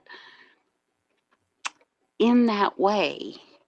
You Mm. know, Right. I, Right. I've you know, I had a creepy Uncle Curvin. He always tried to kiss us and put his tongue in our mouth. Mm. And you know, it was gross and we talked to the parents and they kept him away from us. You know, I just this was and to this day I have a hard time like describing it and saying how I came up to my mother with it and all that. But she was just so like, this happened and I got in trouble for tell. I don't know that that's true. And again, if this happened to her, fuck that guy and I hope he dies and all that. But it's something sits wrong with me about it. And I just kind of, I am I the only one that just sits kind of wrong? And she No. No. goes It's on just. about why her relationship with Robin was the way it was. Now, I do believe that Mykelti was a middle child. She was a middle child who probably felt invisible. She probably did things to make herself visible. I think that Robin saw that and said, okay, well, this is somebody that I can bob onto. And that's, I mean, if it helped Mykelti when she was young, that's great. That's great. But I think that's the wrong conversation to have. I think the situation with Mykelti goes a little deeper. I, again, something just doesn't sit right with me about it, and I hate that because I want to believe victims, period. But I saw the video, I saw the interview, and it was not. It didn't. It didn't sit right with me, Right. and I hate that. I hate that about me. And if she, oh my God, if that little hussy is playing, Well, because I here's want to the thing. strangle her. Here's the thing. I think that when it comes down to it, if Robin came into the family, because I could see a situation where Robin comes into the family and she wants to break down the barrier of the idea of no tattletaling because she's bringing kids Hmm. into the family too. I'm not bringing my kids Hmm. into a family where they're going to be reprimanded because they come and tell you that somebody, Joe next door, tried to touch them the wrong way. That's not going to happen. That shit's not going to work for me. So Yeah. I would come in and do that. Now, if Robin did that part of it, God bless her from that respect. Hats off to Robin because she did the right thing. The problem that I have is what Absolutely.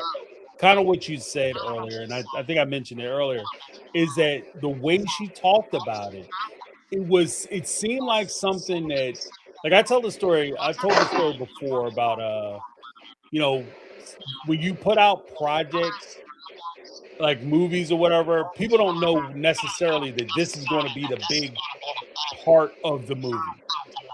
You understand what I mean? So, like, for instance, with Arnold Schwarzenegger, he did Terminator, and he had the one line where he said, "I'll be back," and they had a huge ass argument about the whole "I'll be back" line, and whether he should say "I will be back," and they didn't think anything about it because it was just a throwaway line. But that line, for whatever reason, the audience globbed onto that line, and that became a major part of that film. Right, so much so Yeah. that Arnold repeated that line in almost every movie that he did after that. Right. And I kind of felt the Yeah. same way about the comment with the essay stuff because it wasn't something that she intentionally brought up to share. Like, this is something that happened to me, and I want to let people know this is what was going on. I'm getting a little bit of feedback from the phone. I'm Um, sorry. no, it's no worries. But this is something that happened, and I want to talk about it.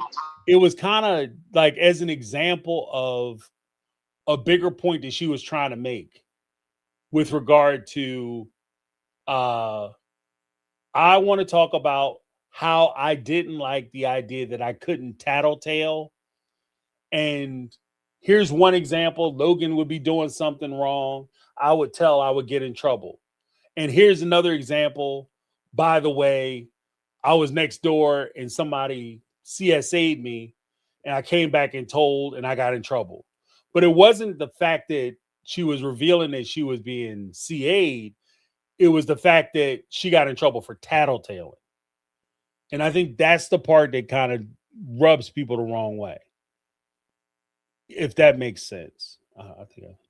Again, I can kind of understand in a way, um, the way their system, which I think is horrible and deplorable and sick and wrong, um, the way their situation was set up.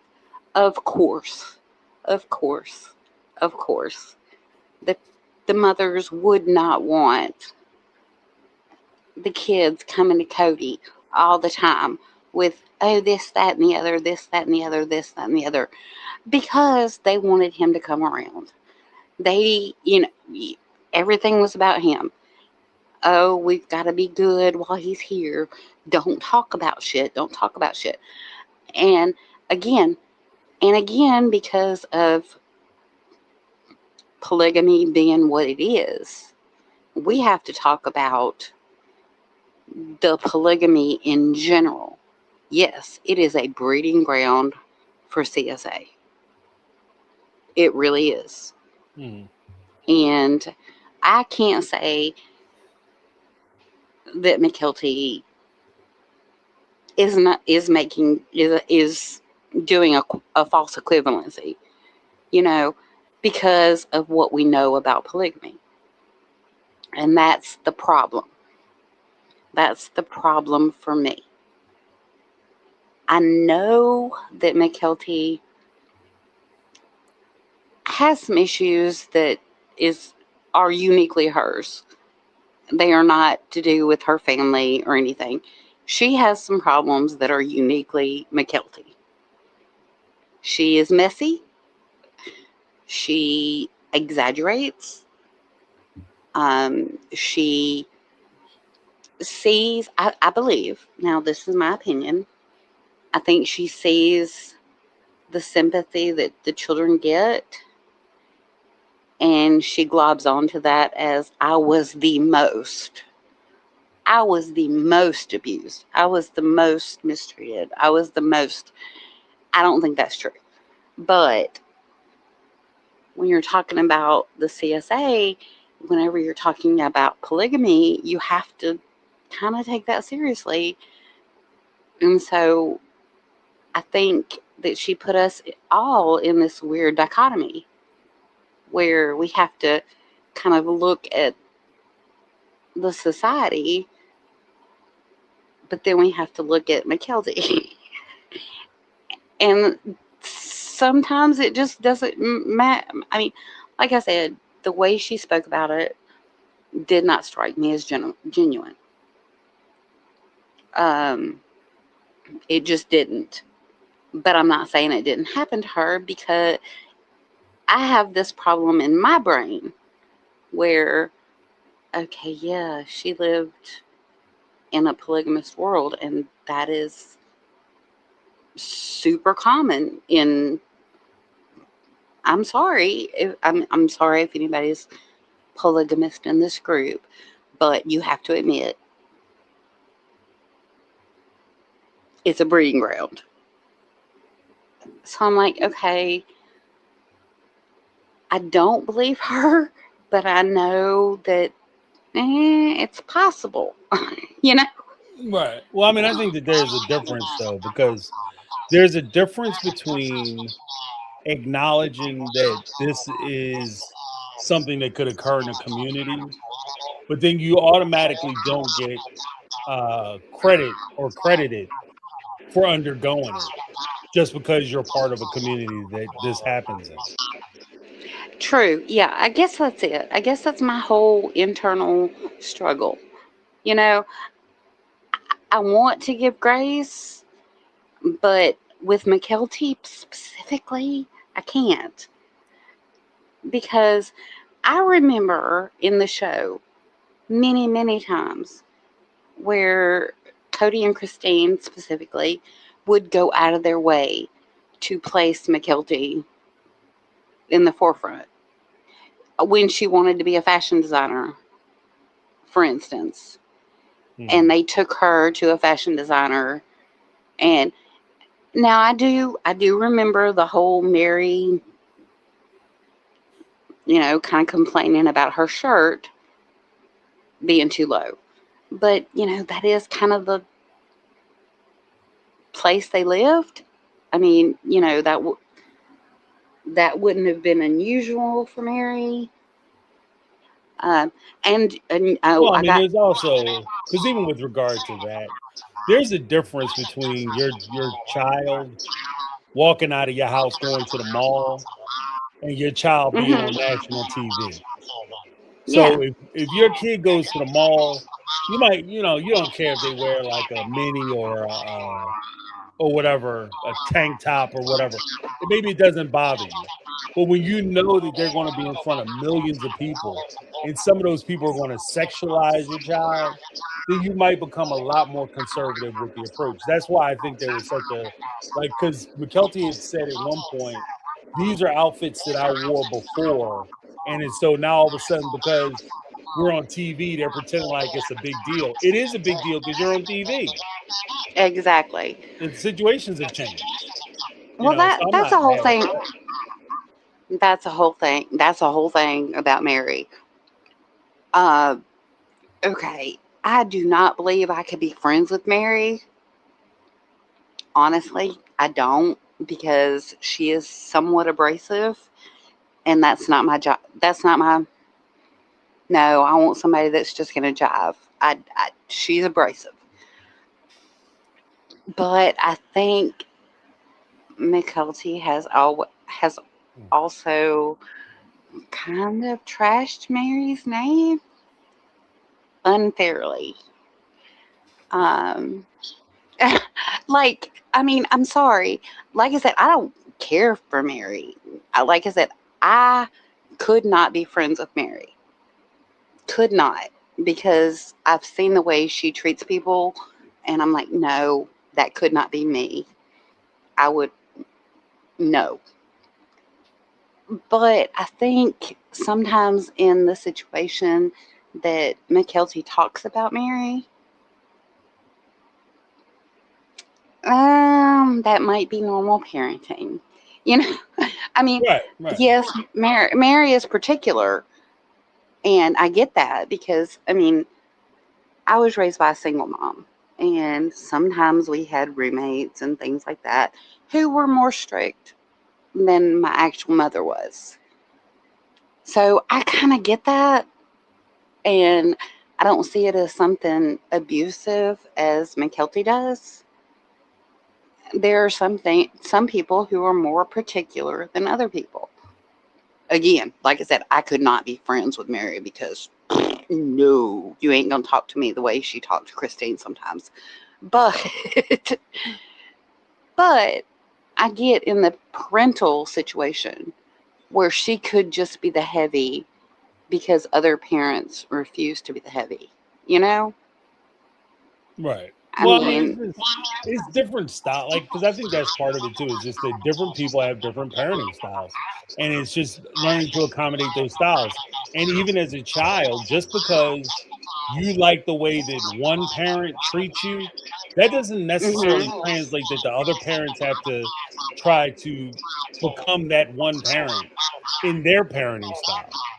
You understand what I mean? Like, so if you have somebody who maybe you go over mom's house and she lets you go out and you could come home whenever you want. You could bring girls back to the house and sleep with them up in your room.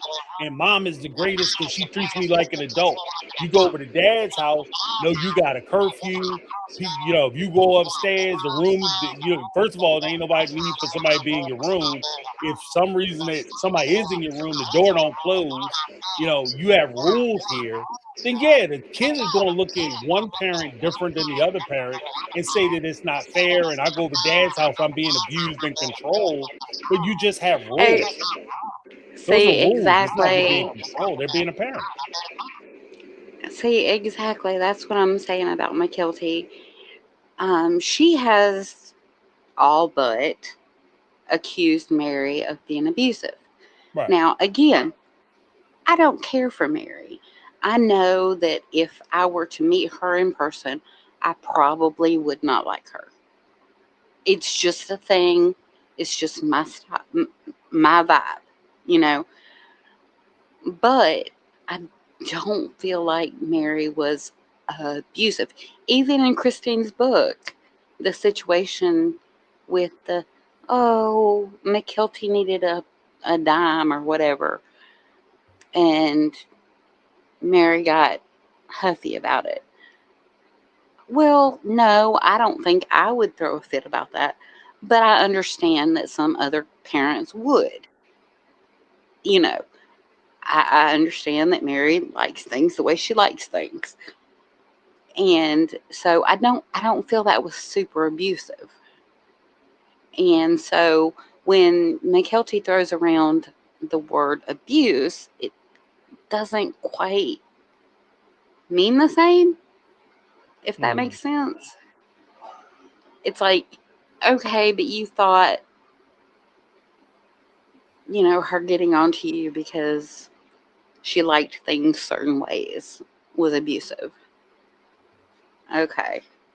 Well, I mean, Okay. because the story you're talking about with the whole story thing, I got to let you go because I got somebody else on the line. But the whole story thing you're talking about with going down to the store and not having enough money, I wouldn't like that shit either. Because I don't want my kids down. Like, if you go to the store, I want you to have money when you go to the store. I don't want you to Exactly. go into the store looking for somebody to help you out, and I'm gonna go in there and pick up a bunch of shit that I can't afford. And when I get in line, somebody behind me is gonna kick in some money to help me pay for it. No, if you can't afford it, like, and this also goes into like being a good steward as far as your money. If you can't afford a thing, then you don't buy it. You know what I mean? You Exactly. wait, you save, you get later.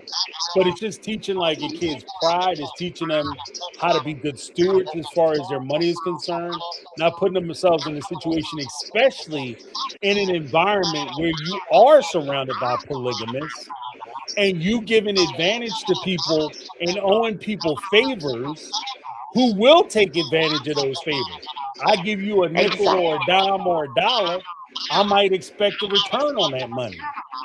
Exactly. You know what I mean? So no, I don't want you in a situation where these men are thinking that they can buy you for a couple pennies on a dollar. No, you know what I mean? So I can see why Mary may have Exactly. said some stuff, but that's not, again, Exactly. that's, to me, that's not abuse. Like, I'm saying I Me don't like neither. something is not me abusing you.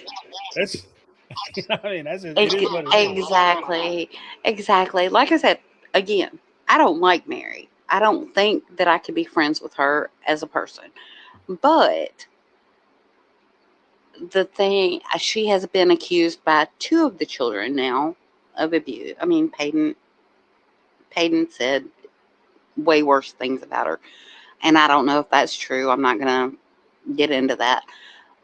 But I understand she was particular.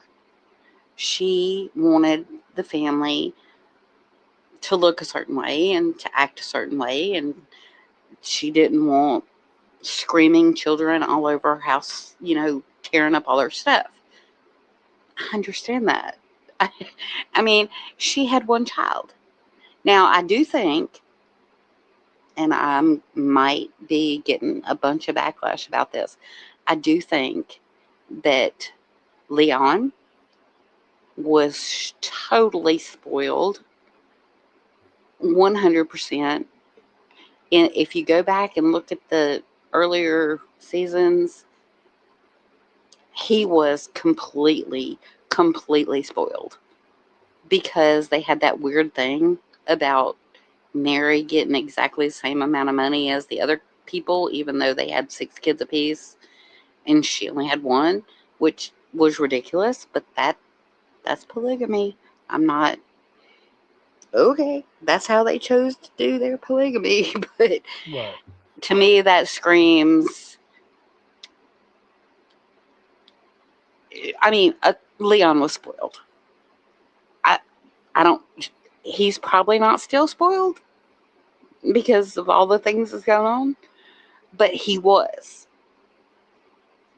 when he was a child. He was completely spoiled, and yeah. Um, so I can understand there are kind of nuances to the whole family situation, but as far as the no tattling goes to abuse, I'm just really not sure. Like I said, I can understand the mother saying, "Okay, no tattling. Oh, Dad's gonna be here tonight. Y'all don't bring a bunch of crap to him. We want him to come back. We want him to be here. Y'all Well, behave." no. But I don't think. Only thing I would disagree on that is if Dad gonna come around, Dad need to be involved. Oh, And yeah. if Well, there's a I problem agree, or an but I issue, understand how they thought of it. right? But if there's an issue, then dad needs to be involved. If Absolutely. the child next door, if somebody is doing something to your child, you don't keep me in the dark because you're trying to create a pleasant experience for me. I need to know what's going on. Now, with regard Yeah. to, I will give you this. I will give you this because I think this is where you were going. Don't come don't be sitting here bickering because you want to Yeah. argue about Barbie dolls and shit, and this man is only here for one day, and we spending all our time arguing about Barbie dolls. I get that. I agree with that. Like I can See, see that. But see, that's what I'm we thinking. need to have a serious conversation. You flunking out of school, you not attending classes, you getting in arguments, you getting bullied, you getting essayed. These are conversations dad need to be a part of. And if he can't do it, then stop having all the damn kids you got and start taking care of the ones you have. Well, but yeah, you see, that's what I'm saying. I think that the no tattling because we need to keep dad safe. Now this is all about Cody. Fuck him. You know, um, I think this is 100% about Cody and their beliefs at the time. Right. They don't want anything to fuck with Cody's time at their house. Nothing, nothing, Well, I nothing mean, that's can mess with Cody's that. fault to a point, but this is where I That say this this is the story, women's fault. yeah, this No, this story is the breaks it. women's fault. Right. No, you did this. You signed up for it. I'm sorry. I know. Okay, okay. I know that Mary and Christine were raised in it. Janelle fucking baffles me, and I don't think she gets as much shit as she should. I'm sorry. Because, I mean, like I said, Christine, raised in it, again, polygamy royalty or whatever. Mary, raised in it, understandable. She, they do not really understand a different way. Well, We can talk about Robin. We can talk about Robin, but I think that's a whole different. I don't think she was really raised in it. I think she was kind of just raised as a mistress's kid. But besides that, besides all of that, I think that maybe, I mean, I do understand how the no tattling can be traumatic for the children, even if it is just about, oh, she took my Barbie. That can still be harmful for the child because you're not listening to them. I think that it probably, especially in their religion, can move to the CSA. I don't believe it so much in Mykelti's case. I'm gonna withhold judgment and see what happens. See if she talks more about it. See how I feel then. fair play. Fair play. But it But is still just the culture that is so wrong and sick. well, I mean, look. And The bottom line is that I give a lot of credence and I give a lot of deference to people's cultural differences. However, if your culture involves the CSA or abuse of children, then your culture is not fit to allow you to be a parent. I'm not going to sit see, here. I'm not going to sit here and pretend like it's okay because this is the way they were raised. So we can exactly. overlook the fact that a child is coming to you with an issue as serious as CSA, and we're going to pretend like you chasing after a man is more important because that's what your mama told you. I'm not doing that. I'm not going down that road. Like some things I will compromise on, some things I can be open-minded about. I on this part of it, I refuse to be open-minded about it. I'm not going to sit here and Absolutely. make excuses for people who are if your kid is coming to you and saying that this is what happened to me, and you tell them to shut up because it's going to make you it's going to inconvenience you or make you uncomfortable, and it's going to make your time with your boyfriend uncomfortable, then fuck you. You don't need to be around children. Full stop. Absolutely. See, that's another thing, and it bothers me specifically about Christine. Um, her book, it like seriously glorified her childhood. And I'm like, well, yeah, that's great, but what about the Netflix show that we just got, or Amazon, I'm not sure, about dude who was messing with all the kids and marrying all the kids and nothing. I think this season 21, Christine should be forced to talk about some of the Warren Justice situation. The, what is it, Samuel, whatever his name was, that just came out. Trust me, I'm a prophet. Yeah. Well, the problem with that is I think she should be forced to acknowledge that and speak about it, because we can go back to early in Sister Wives and we can talk about how, oh, these people that she loves so much now, her aunt that was a part of the group that helps people get away from polygamy. Oh, well, that was just an evil hussy. She was a witch. Well, no, you were wrong, and now you know you're wrong. So why are we not acknowledging that? Right. Well, I mean, the problem is that if this is that's why I say this story unravels everything, because if this is something that your daughter came and complained to you about before, then Exactly. you knew it was something that was happening in the church and you chose to ignore it. But let me Well, let you no, go. I gotta bounce to some other callers. okay. Thank you All right, again. no worries. Thank you. Thank you. Thank you. Thanks for calling in. I appreciate it. It was a good conversation.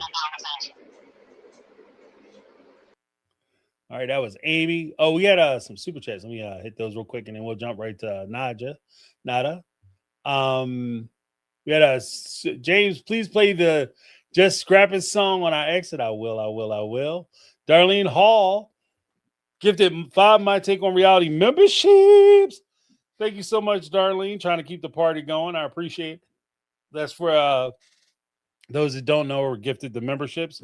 That's for, or interested in a membership. That's for our Saturday open forum phone call that happens Saturday at noon Eastern Standard Time. We have a good time. Usually it's supposed to be 2 hours, but a lot of times it goes beyond the 2 hours, way beyond the 2 hours. But we have really good conversations during that time. It's open forum. So basically I pull up as many people as I can, and we just talk about whatever we talk about at the time. All right. Keeping the party going. Then we had a Caramel Cuties with the $10 super chat. I see in chat, Caramel Cuties. Why would Robin marry Cody if she knew about all that happened with Mykelti? Shady as fuck, if you ask me.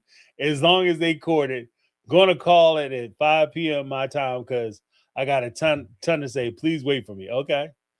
Yeah, yeah. I mean, look, if somebody came to me and was like, I was going to marry into a family and I'm bringing kids, and that's the thing that we have to keep in mind. If I'm Robin, I'm bringing kids into a family and I'm marrying into this family, and one of the kids who already exist in a family comes forward and says, yeah, this terrible thing happened to me and I got in trouble because I mentioned it. That right there would be enough for me to be like, you know what? I'm going to go ahead and pull the ripcord on this, baby girl. We're going to go down to the police station. We filed a report, me and you. And then you could just call me Mr. James after that because, yeah, I'm not joining this. I'm not joining this circus. But yeah, thank you so much, Caramel Cuties. You could color me out because there's no way in the world I'm bringing my kid into this shit. But we got Nada. What's going on, Naja? Hi. Can you hear me okay? Yes, I can. Okay, awesome. Okay, so well, one, thank you for who I was waiting for a while, and I'm glad that there's still some time. I have a few notes, so I promised to make time for other folks if they want to call in too. The first thing that I want to say is so I am a trained blah blah blah. I You do this professionally. You have yes, professional ties to it. Got you. I am Got yes, you. okay. We don't have And to get in yeah, specifics. I got you. yes. Okay. So I have to remind myself that processing any kind of trauma will be a unique experience for Hmm. each person. And Right. so as much as I believe that Mykelti is messy and I don't like that chick, I don't like the way she walked, the way she talked, nothing about her.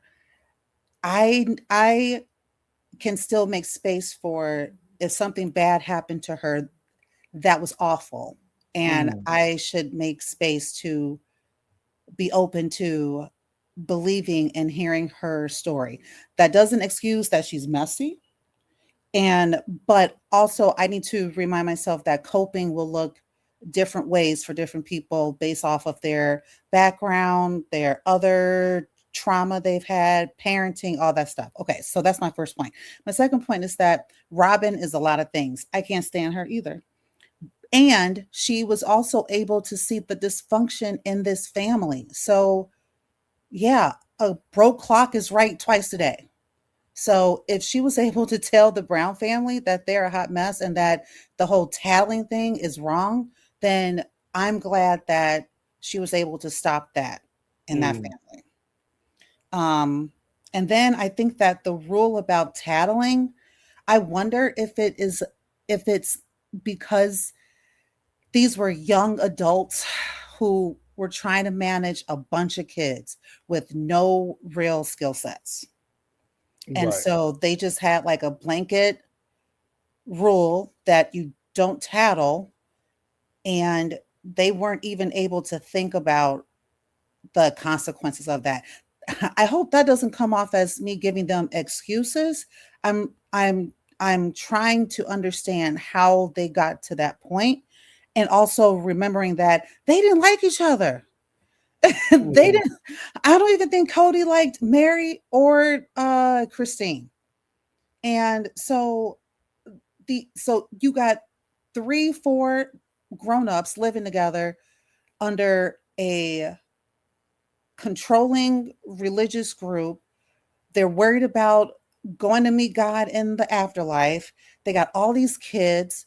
They're dealing with a bunch of stuff. They don't like each other. Like, I can just see how they were set up to fail. This was like a perfect storm of behaviors and lack of coping skills, lack of support that made it so that we are seeing what we're seeing now.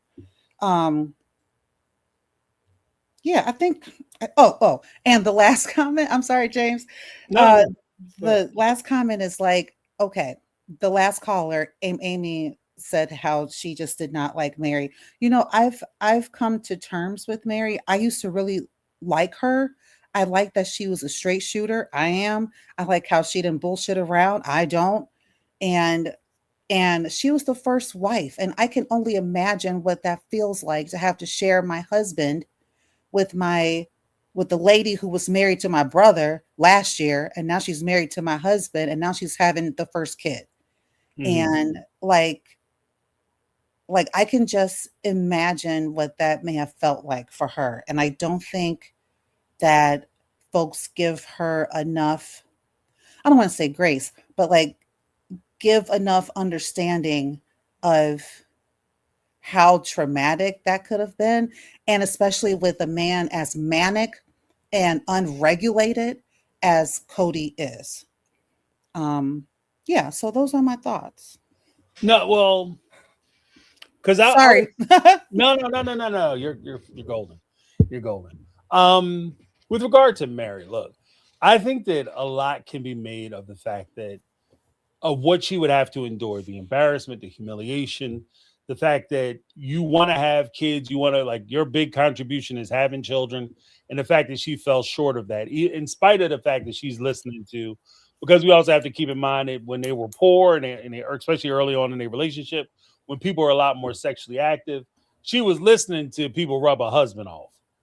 You understand? Right. Like, right in the next room, like, you listening to that all night long, and what they screaming and hollering and all that coming through the walls. So it's not just like this dude just went off somewhere with some woman and you have to guess what they doing or your imagination going crazy. You can hear exactly what's going on next door. Right. So I think that there's a lot of humiliation that went into that relationship, that's baked into it. As far as like them not liking each other, like you said, I've said the same thing. Like, one minute she's your sister-in-law, and it's not just the fact that she's your sister-in-law, but the fact that she dismisses the insult to injury of being your sister-in-law last week, and now she's your husband's girlfriend this week, and then his wife, and then his baby mama. Like, there's a lot that goes into that, and then pretending like it's not a big deal. That's such a good point. Deal. That You know is what I such a good point. Yep. And you're dismissing my feelings and how I feel about it. Like, so at that point, we can't even have a conversation about how this is affecting me, because you're dismissing that I should even be upset in the first place. So, I mean, that automatically is going to create problems and tension. As far as them having a bunch of kids that they weren't ready for, I agree. I think that they were wholly not suited or prepared. They weren't prepared to deal with each other, much less added children into Yeah. a bad situation. Yep.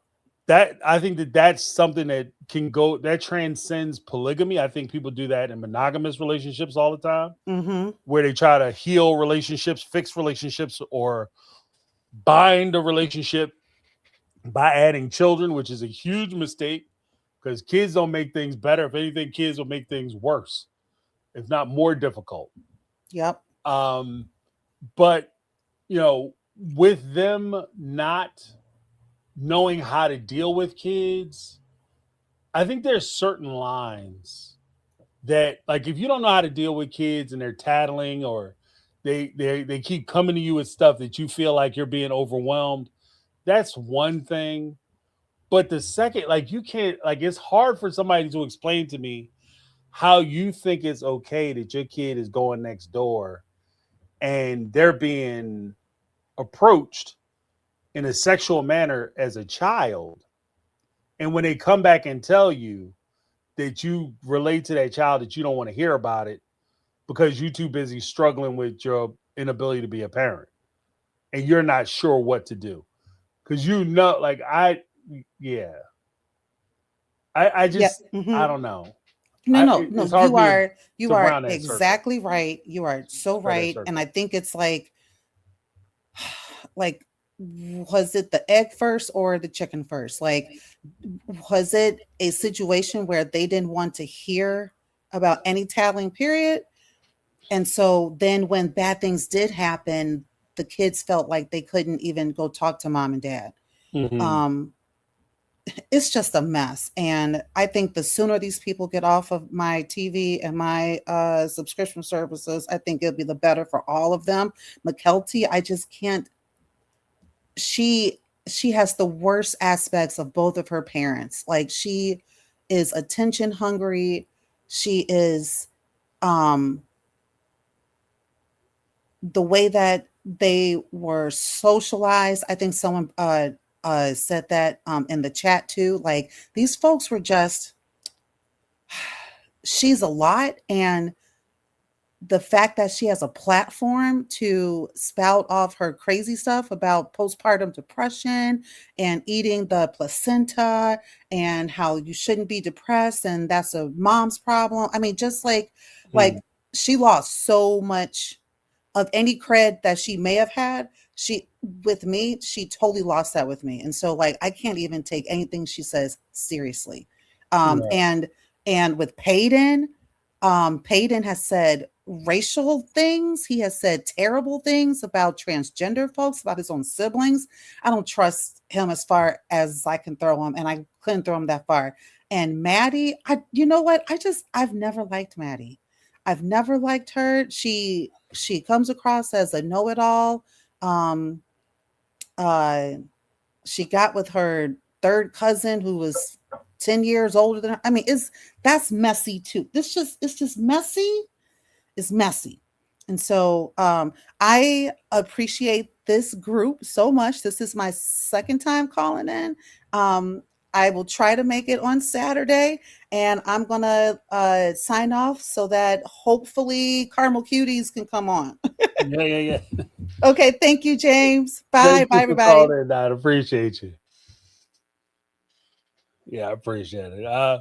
Yeah, I mean, making good points. I just don't know. Like I said before, and if you guys been following me at all, I said when at the end of season 20, I was like, I don't know where they're gonna go after this.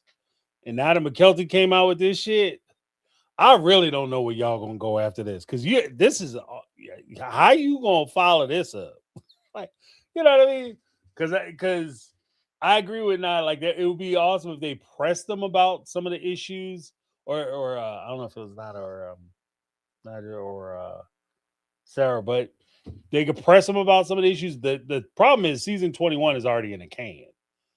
That's already filmed.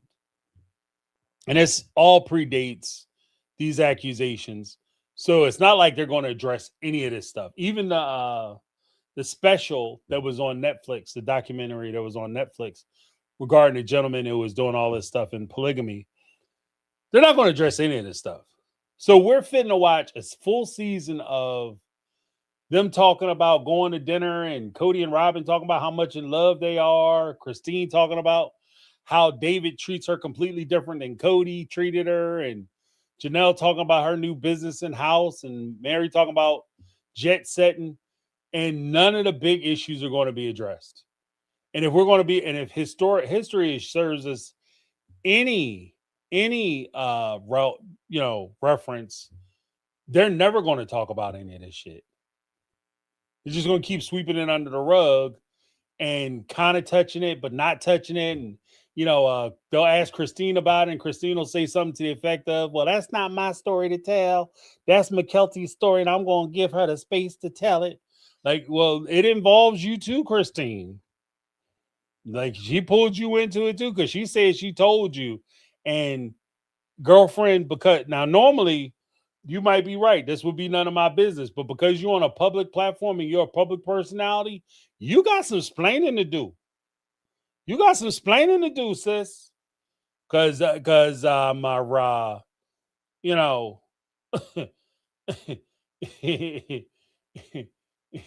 you are cast as the Brown family mom, and this is not motherly.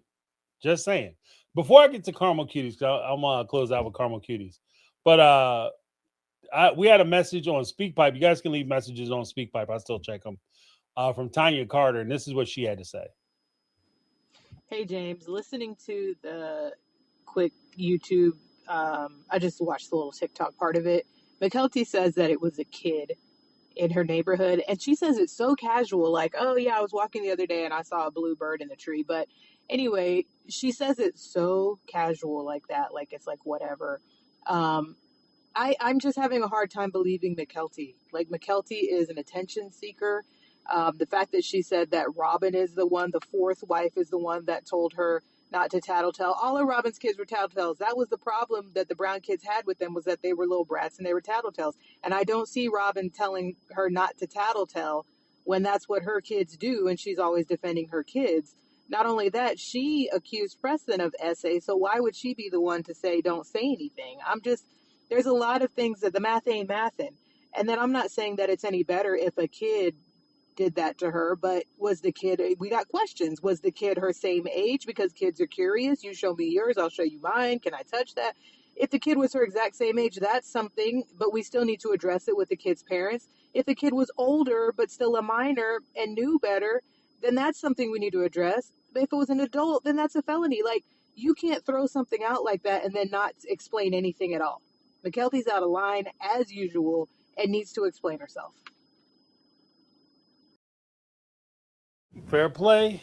Yeah, this is why I said from the beginning when I found out about it, heard it on Tuesday, and even in my gut reaction, I still stand on this shit. This subject matter is not something you just kind of drop on the table and walk away. This is deadly serious stuff. Like this isn't a throwaway line. You know, because even with listening to the bigger interview, then we'll get to Caramel Kitties. Listening to the bigger interview, they like Mykelti was complaining about, and this is where I kind of struggle with Mykelti a little bit because she uses phrases and terms, and these phrases and terms are designed to victimize her in a way or present her as a victim or the subject of oppression in some way. And she had talked about how she was parentified as a child. Oh, I was changing diapers at 4 years old, and you know that kind of thing. Like, that's kind of a stretch. Maybe you were involved, like you might have put your finger down at 4, but to pretend that you were walking around with a full-on baby on your hip at 4, and you were changing diapers, and you were responsible for that child at 4 years old, babysitting that child. That's a lot. But then she went on to say that she had even parentified her parents because there were a couple times she got up and made Cody eggs before he went to work. And in that definition, I take issue with the idea that because you made your father an egg, that somehow you're acting as his parent. I grew up, like there were kids I knew, my neighbor, part of their chores, it was Kim and Brian.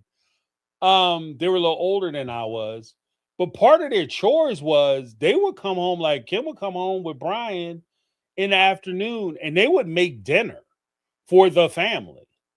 Like they would come home after school, they would study, they work, they would clean up the house or whatever chores they had, and they would start dinner for the family. Their mom, I'm not going to say their names, but their mom and dad came in, and they would sit down at the table and the food was ready. At no point would I look at that situation and be like, yeah, they were parentifying their kids, and somehow the kids were the real parents and the parents was the children. That's not a thing.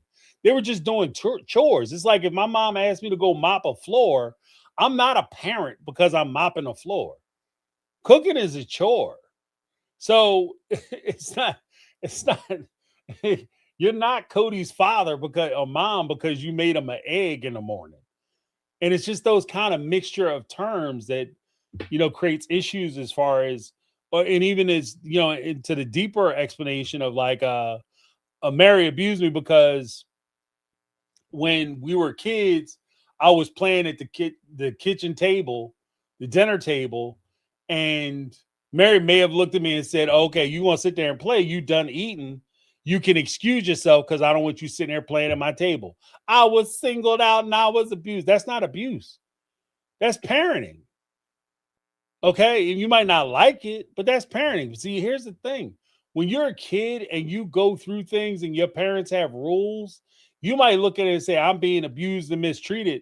But what you don't realize is that your parents are setting rules, guidelines, and expectations as a means to not only create a safe, secure, and consistent environment for you, but they're also protecting you. When my mom and dad put a curfew on me as a teenager, they weren't trying to kill my fun. They weren't trying to destroy my life. What they were trying to do was keep me safe because they understood that me being out, especially as big as my ass was, walking the street as big as my ass was, and I know this is going to make some folks uncomfortable, as black as my ass is, walking around, and we live not far from very, like I live kind of on that cusp. So I grew up in a middle class household, and we live very close to places where people actually had money. Right? I went to school. I lived around the corner, literally around the corner from Patti LaBelle. I was maybe 10 minutes away from one of the houses that Bill Cosby owned. My parents' house is when Will Smith bought his father a house over in Chestnut Hill. I grew up maybe about 10 minutes, not even 10 minutes from where Will Smith bought that house. Like I grew up in a place where I've been in these neighborhoods, walking in these neighborhoods, and been stopped by police because I've been in these neighborhoods and I quote unquote don't fit in these neighborhoods. And my parents, in an effort to protect me, would issue rules because they don't want me to be like after a certain hour, there's nothing in the street but trouble. And so by my parents saying like we want you in at a certain time, that's not them saying, oh, because you're a black kid or because you're a big kid and you look like a grown ass man. What they saying is that the most powerful tool you can have in your tool belt sometimes is bringing your ass home where you could be safe and secure. They're not ruining my life. They're being parents and they're protecting me and they're teaching me how to protect myself. So when you look at that situation and how she describes things, I sometimes have questions about how it is she's describing stuff. You know, I have questions. Like, because if I had kids, especially if I got a bunch of kids at the table, because I appreciate what Linda said, like, you know, she can only watch 2 kids. If I got a table full of like 8 or 9 kids, it's already unruly and it's hard to control. I don't need to have a kid who's being disruptive amongst other kids, causing more mayhem and confusion when I can just simply say, okay, you're done eating your food, get up from the table, go take care of yourself, because I got kids who aren't eating and they aren't done and they're too busy playing with you that they aren't taking care of what they need to take care of. So I have to look out for them, because at the end of the day, it's not just about me taking care of you. I have to take care and make sure these other kids are okay too. So if I say that you're done eating, you're finished, get up and clean your plate, you know, wash your dish, you can go into the other room and watch some TV or sit in a room or whatever, because you're being punished because I told you to stop and you didn't stop. But this young man is going to sit here and continue to eat because he only ate 2-3 peas, and I need him to finish his plate so that he can follow suit, wash his dish and clean the table or whatever the case may be. Then that's what has to happen. But it's not just about, like, being a parent isn't just about you making your kids feel good. You got to teach them some shit too. That goes into the thing. Let me get Caramel Cuties in there. Caramel Cuties, what's going on? Hey, James. Can you hear me? Yes, I can. Yes, I can. The last few points you made, all I was doing was sitting here clapping loud as hell in my car while I'm parked at the train station waiting for my daughter. But I feel you. And I don't know. I'm not gonna say it may be culturally that certain parents just instill certain things in their kids at a younger age, but Mykelti, I'm not gonna lie, she was one of my favorite brown kids when they were younger, and I can understand her little rebellious, smart ass mouth, syndrome she might have had with fighting back with her parents, because I was the same way. But here is the difference. I grew the fuck up.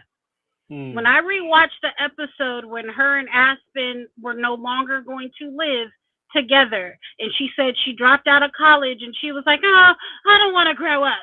College is hard. Damn right it's hard, motherfucker. That's why everybody don't do it. But the fact of the matter is, like, I feel that, and I wrote down a few points, so if I kind of jump from one point to another, please bear with me. I was driving and trying to write at red lights, but I feel like Mykelti now, and being with Tony might have made it worse, has that whole attitude of everything my parents did, I'm going to do better. The last caller said, and thank you, I appreciate you for taking time thinking of me being on hold. I appreciate you. But she said something about Maddie being the know-it-all. I've never really taken Maddie as that type. I've always taken Mykelti as that type. And it's even worse now that she has kids, because she feels that she's like Mother Hen, right? Just because you came from a family with a whole shit ton of kids, and she felt that she was parentified because she took care of truly, like, let's get that right. Aspen took care of everybody. Mykelti helped take care of Truly and maybe Robin's 3 kids when she came into the family. And when I get on that motherfucking topic of Robin, I'm a spitfire them facts out. But the fact of the matter is, Mykelti didn't know shit then, and I feel like she still don't know much of shit now. The fact that she didn't give her own kids a bedtime, her daughter, I mean, and I'm going to say a caveat, I'm not downing her as a mother, because as moms, we all do the best that we can with what we got. Now, with that being said, she didn't give her own kid a goddamn bedtime. Avalon really didn't start talking until after the age of 2. I don't believe she got her daughter speech therapy. I think it just came about as, she'll talk when she wants to talk type shit, right? I remember her doing some LuLaRoe lives and Avalon climbing on shit, dumping out buckets of people's products that they just purchased, and and she's just sitting back as if it's cute and it's fun, and it's not. She reminds me of those people who take their kids out in public, say at Target or somewhere, and they're in the middle of the aisle having a stone cold fucking fit. And like she said, well, if my kid's crying, I'm going to let them cry for a little bit, and then I may try to soothe them or do this and that. After 5-10 minutes, if you don't pick they motherfucking asses up, like everybody in the store don't want to be bogged down hearing your child holler and scream, kicking and fighting in the middle of the aisle. Like, if you have a child that can't be out in public for long hours, find a babysitter when you need to run chores and just don't take them out. Because obviously, if you can't teach them to behave in public, how the hell are they going to behave when they go to school? They not. You get what I'm saying? An hour into class, your teacher going to be calling you saying, hey, we need you to come pick up little Johnny because he's under the table kicking and screaming, and it's disrupting everybody else from learning. But I don't think she's read that in her parenting books as of yet, because unless it comes from a book, she has no clue how in the hell she's going to make shit go. You know what I mean? So I'm going to jump back to, I wrote some stuff down. Hold on, give me a second. Megatron and Tanya had both said how she casually mentioned, it happened when she was younger, some little boy down the street, and that she currently isn't healed enough to talk about it. Everybody has their opinions on, and I'm going to stay true to mine. I feel like, why even throw it out there? Even if tattling, quote unquote, was the topic of discussion, why even mention it if you weren't going to, 1, clarify anything about it, 2, talk about it? And yeah, Shalise, I think, was horrible in that sense because she didn't ask any type of follow-up question. So we're left with the hanger of, oh shit, was she CSA'd? Did none of the parents say anything? And then she boosted Robin to be the great white hope of their family, like the great savior she is, and then turned around and said, well, I kind of go back and forth with why Robin was so open to let me tattle and tell her all my business. Well, boo, because Robin used you to try to find out all the secrets in the family to use against everybody else to position herself to where she is. I'm going to call a spade a spade. Ain't no fucking way. Mykelti was 13 when Robin came courting around Cody, right? And the fact that, I don't know if she told her while they were courting, after they were legally married, after they were married, because they didn't get legally married till years later. But either way, the fact that when you told Robin, and her words from the interview was, Robin saved me. Robin told my dad, if this is not okay, you guys handled this wrong and got me the help I needed, quote unquote. So if she, why the hell is it now, years later, you're not here? Them two to me don't go together. And I don't necessarily understand. Oh shit, hold on. My Decided to kick in on its own. Can you hear me? Yes. But how is it that if she got you the help you needed, which I would think constitutes along the lines of therapy of some sort. Obviously, it might not have been a police report that was attached to that help. So again, if all this happened in your childhood, when you're teens, your great savior got you help, but yet you're now almost in your 30s and you're still not healed. That's a walking red flag to me. And no, I'm not putting a timeline on nobody else's healing. I'm not putting a timeline on when she may feel the need to want to talk about it, whenever she may be ready to talk about it.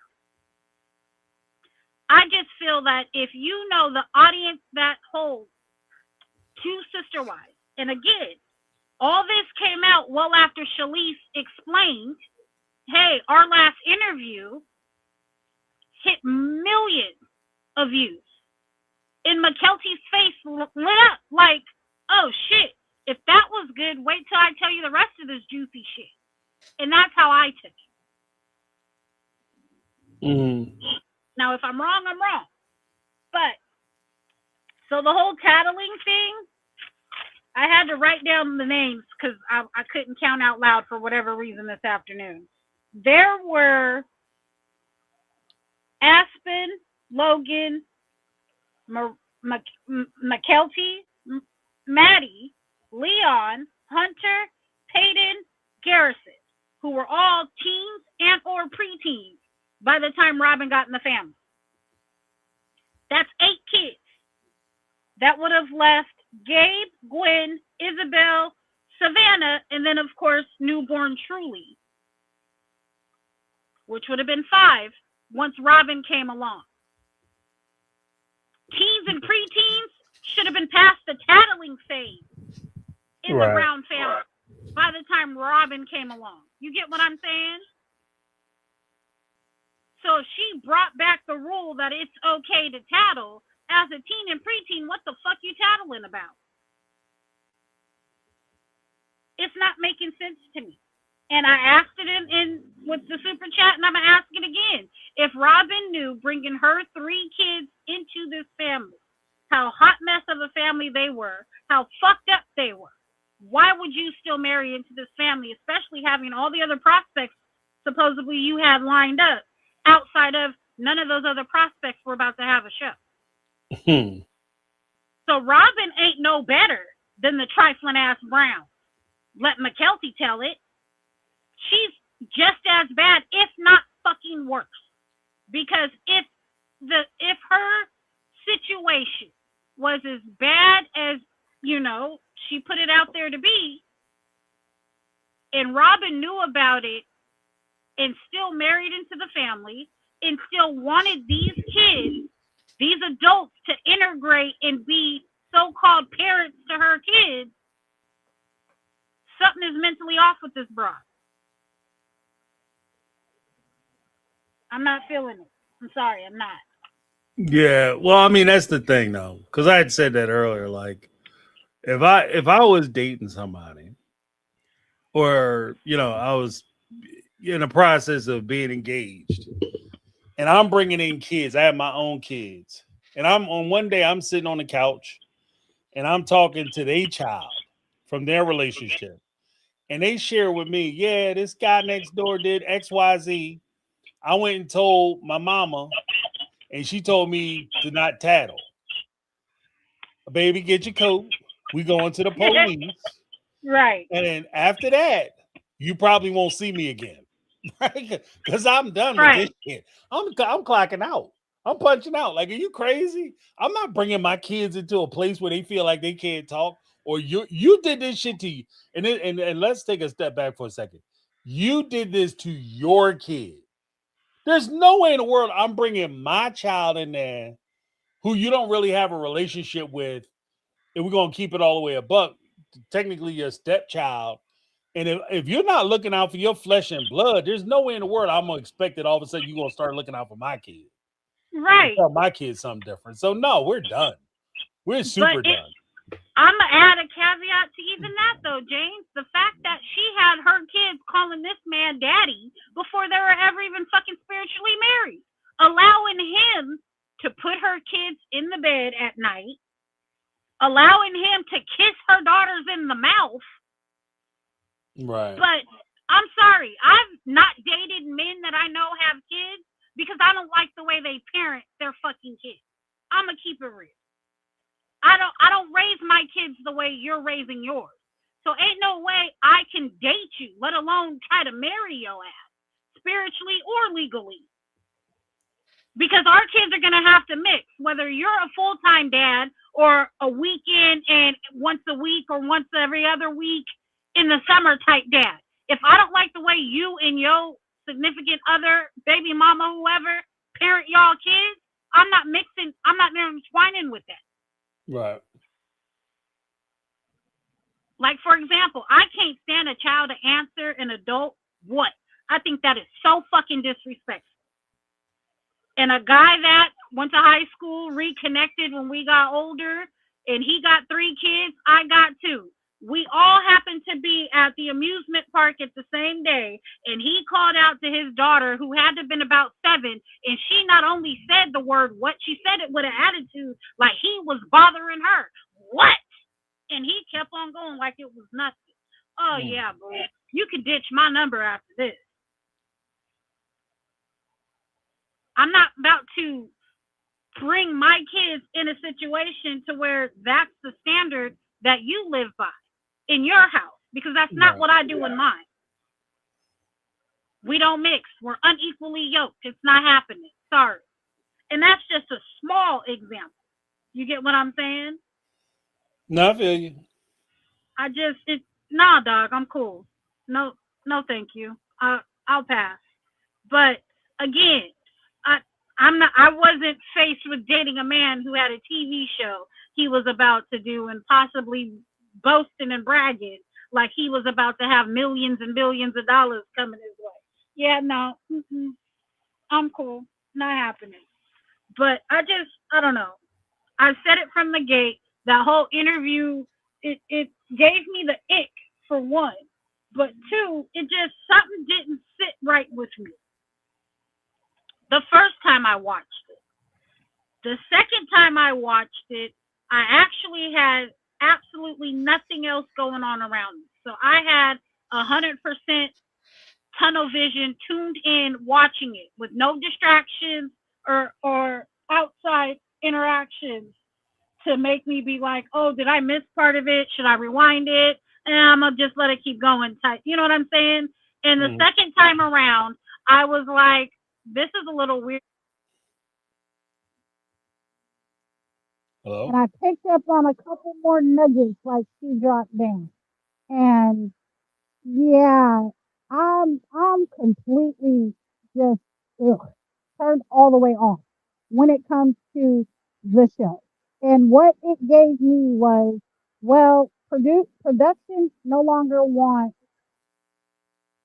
I can't believe. I'm sorry. I got a car in front of me that they just put their phone on the fire hydrant in the middle of the street to do a freaking TikTok.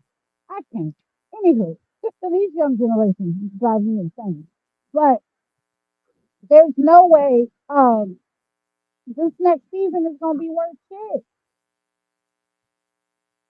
I don't know. I don't necessarily, and I've been saying it, like, this should have been their last season, unless he does some type of let's get back apology for with the kids. But then if he does that, it's gonna open up more questions because how genuine is it? You know what I'm saying? But I feel that because Mykelti hasn't been asked, her and Tony, to film, she has to boost ratings for their Patreon the best way she knows how. And that's on the back of the. If I'm wrong, I'm wrong. Right. Well, I mean, the fact that But it's a possibility is troubling in and of itself. I feel So, like if she's not going to make the money from Sister Wives, she'll still make money from Sister Wives. Does that make sense? yeah.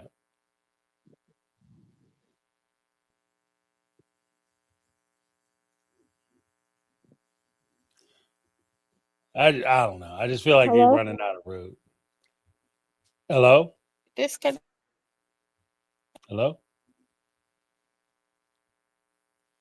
Can you hear me? Yeah, you're kind of fading in and fading out. Okay, can you hear me now? Yes. Okay. I just said that I feel like if she can't make money like from being on the show, she'll make money on the backs of the show. Any way she knows how. And that's how I feel that they're doing it. Like if we just drop a little bit of nuggets here and there that keep the fans holding on, we can still get paid through all these interviews and streams, right? Is that what they're called? Mm, But we're not going to be paid by production to physically be on the show anymore. And if that's the case, then she's a trifling ass individual, right. Right. aka like her father. But those were my points. I was listening in while at work, and the last 20 minutes damn sure wasn't doing any work. And I was like, yeah, if he pulls me up before 5 o'clock, I may get in trouble. So let me hold off and just wait. But I was like, yeah, no. The whole Robin get down, I don't know. That woman irks the living hell out of me. And the more and more as time goes on, fuck her.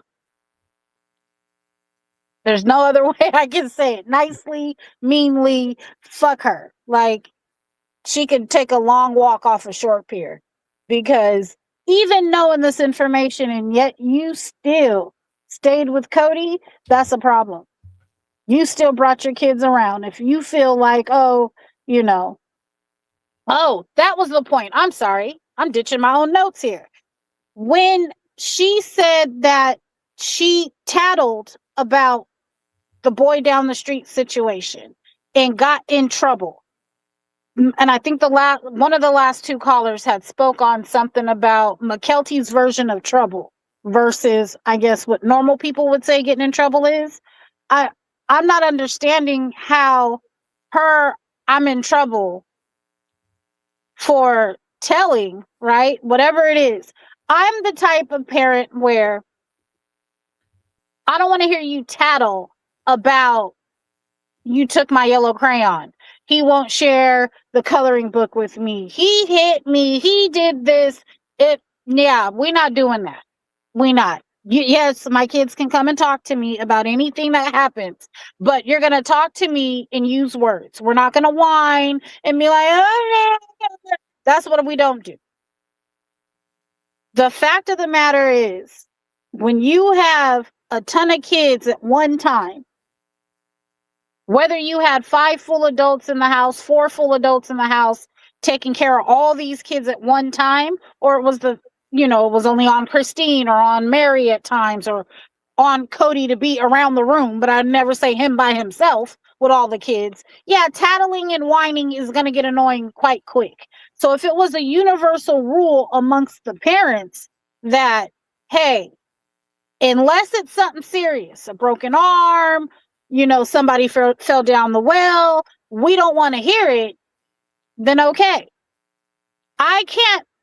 In my head, I can't think of anything a child can come and tell a parent about inappropriate touching, penetration, any of the sort, and a parent be like, well, I'm gonna whoop your ass because you was over there when you had no business being over there, and completely ignore what happened. Like, do you get what I'm saying? Right. So I'm not going to say it didn't happen. I don't believe her. She's a liar. I'll say if it did happen, baby, go get some help. Go get healed. Because obviously it's still bothering you to this day, almost 30. And you raising kids, hurt people will continue to hurt people unless they work on those attributes of their life. But her version of trouble is just something I don't always and fully believe. I don't think she got in the trouble in the sense how she put it out there, just like how she said with the whole incident with Mary, and she got sent to her room, but nobody else got in trouble. Well, okay. I take that story with a grain of salt just the same. But that's just how I feel about it. No, I can see that. I just say it like this. Like, when it comes down to it, I struggle with Mykelti, not because I don't want to believe her or whatever the case. It's just that historically, because this plays a role in it too. Like, I can't just listen to the accusation and then pretend like it happened in a silo or it happened completely isolated from the rest of the world, the rest of her comments, and the way she does things. I Mm. listen to the way that she describes other incidences, how she describes these things. Like I said, when she talked about the parentification, she complained about being parentified. And she gives and you could say, like, I was taking care of kids and I was responsible for kids and I felt uncomfortable, and leave it there. And I would ride with you. But when you Right. say shit like I was 4 years old changing diapers, come on. Or I was parentifying my father because when he got up in the mornings, there was a time when I got up and made him eggs. So all of a sudden you his mom because you made him breakfast? Like, that's not parentification. So it's when you use these terms in a way that tries to make you more of a victim, you actually undercut the very argument that you're making. Right. And even down to like I think you said it, other people have said it. I think I mentioned it. The way she talked about this particular incident, like, there's something about it, the way it just rings wrong to me and it hits my ear wrong, because she talked about it in a way where it was a side comment and this would be a major thing. This isn't like oh yeah, I was walking down the street and I ran into my the young lady I used to date, and she was wearing a purple sweater. Did I tell you purple's my favorite color? You know what I mean? Like, she mentioned the SA thing, like saying that purple is your favorite color. Like, it Right. had something to do with it, but it doesn't really. Right. And that's where I was like, I don't know. Because again, when you talk to people and you confer with people, or you help talk, counsel with folks who have undergone this, I've never seen a situation where they just kind of flippantly mention. That's not my experience, and maybe I'm prejudiced by that because that's just not my experience. Nobody is like, oh yeah, by the way, you know, I used to get in trouble for tattling, and as an example, I would tell on little Isabel for taking my dolls. I would tell on Logan for climbing trees. And there was the one time that, I was next door and somebody did some shit to me, and I told my parents, and I got in trouble for that. I hate tattling. Right. You buried the lead. Like, I don't want to talk about nothing. And even like in the interview, I think that conversation about the whole CSA thing happened, I think, about 45 minutes in. The interview is about an hour and a half. And then right after that, they went back to talking about, like, you know, uh, child rearing or how many kids you got. Like, the conversation is different now. Right. After you drop that, like, that's because that's what I'm saying about the season 21. Like, I don't want to watch Cody and Robin go out to lunch and dinner and talk about how much they love each other and how pretty she is when you got this shit out there. Like, we're done with that now. That conversation is over. Right. Now I agree. I'm solely focused on this. This is what I want to hear about. What did you know? When did you know it? Was it as she described? She came to you and revealed this to you. And if it is how she describes it, why in the world would you tell her not to tell you about it? Right. You know what I mean? I don't think he'd ever comment on it. I'd be shocked to see if Christine even comments on it, but we'll see. Yeah, I had said that shit, just as a snarky thing. I was like, I know she was trying to get on the show. Or at least that's the feeling I got. That she was trying to get on the show. And I think Cody and Robin might have blocked her. That's why she moved down there with Christine. And then Christine couldn't get on the show. That's why she moved over there with Janelle, trying to find a place where she could get added to the cast. And I'm telling you right now, this story throws all of them under the bus. The only person who has even a kind of a saving grace in the way she told this story is actually Robin.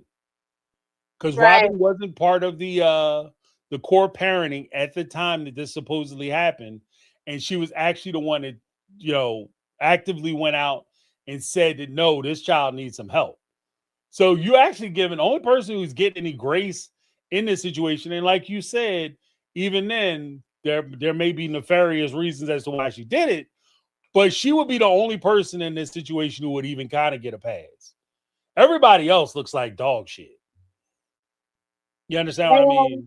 She still looked like dog shit because, again, you still wanted to be in the family so fucking badly. If you knew a child got touched or something happened and you still brought your kids in the family, you're still a fucked up individual. Now, I agree with that, but at least you tried to get help for the child that something happened to. That's all I'm saying. Like, from that respect, I'll give you that. Like, you tried to help the child. I wouldn't bring my kids around. Mhm.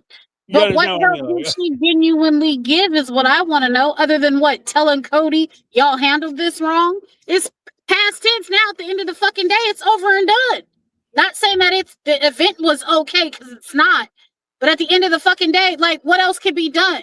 It'd be stopped for anybody else for it to happen because now they can tattle? well, I guess with her kids. Because I think that, I mean, because that would also be the nefarious part of it. Because the nefarious part of it is, did you tell because you were looking out for Mykelti, or did you tell because you were putting them on notice that if something happens to your kids can come forward and tattle, Right. quote unquote tattle. So you just kind of greasing the rails for your kids. It's not that you looking out for anybody else's kids. Because I'm keeping that in the deck as a possibility as well.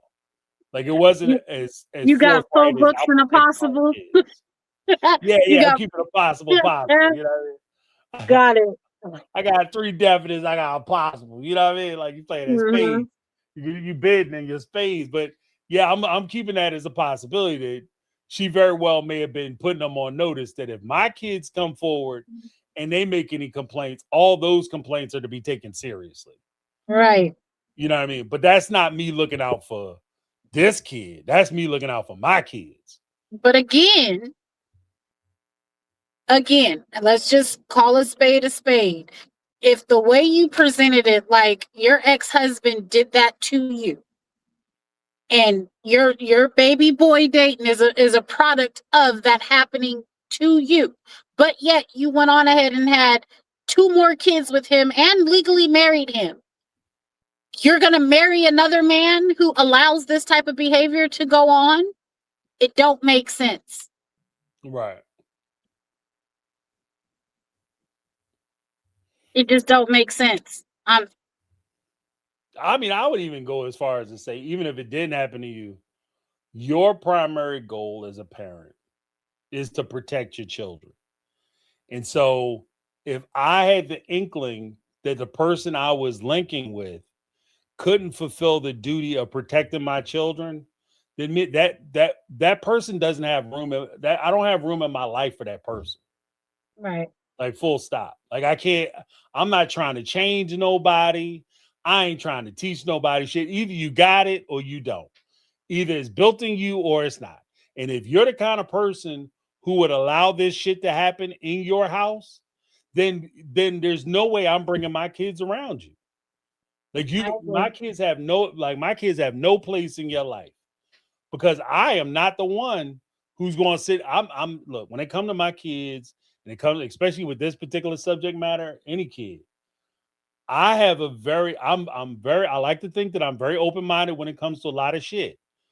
I am not open-minded, and I am not pliable when it comes to this subject matter. I Like, get it. I have I'm the very same hard way lines though. when it comes to this. Very hard lines.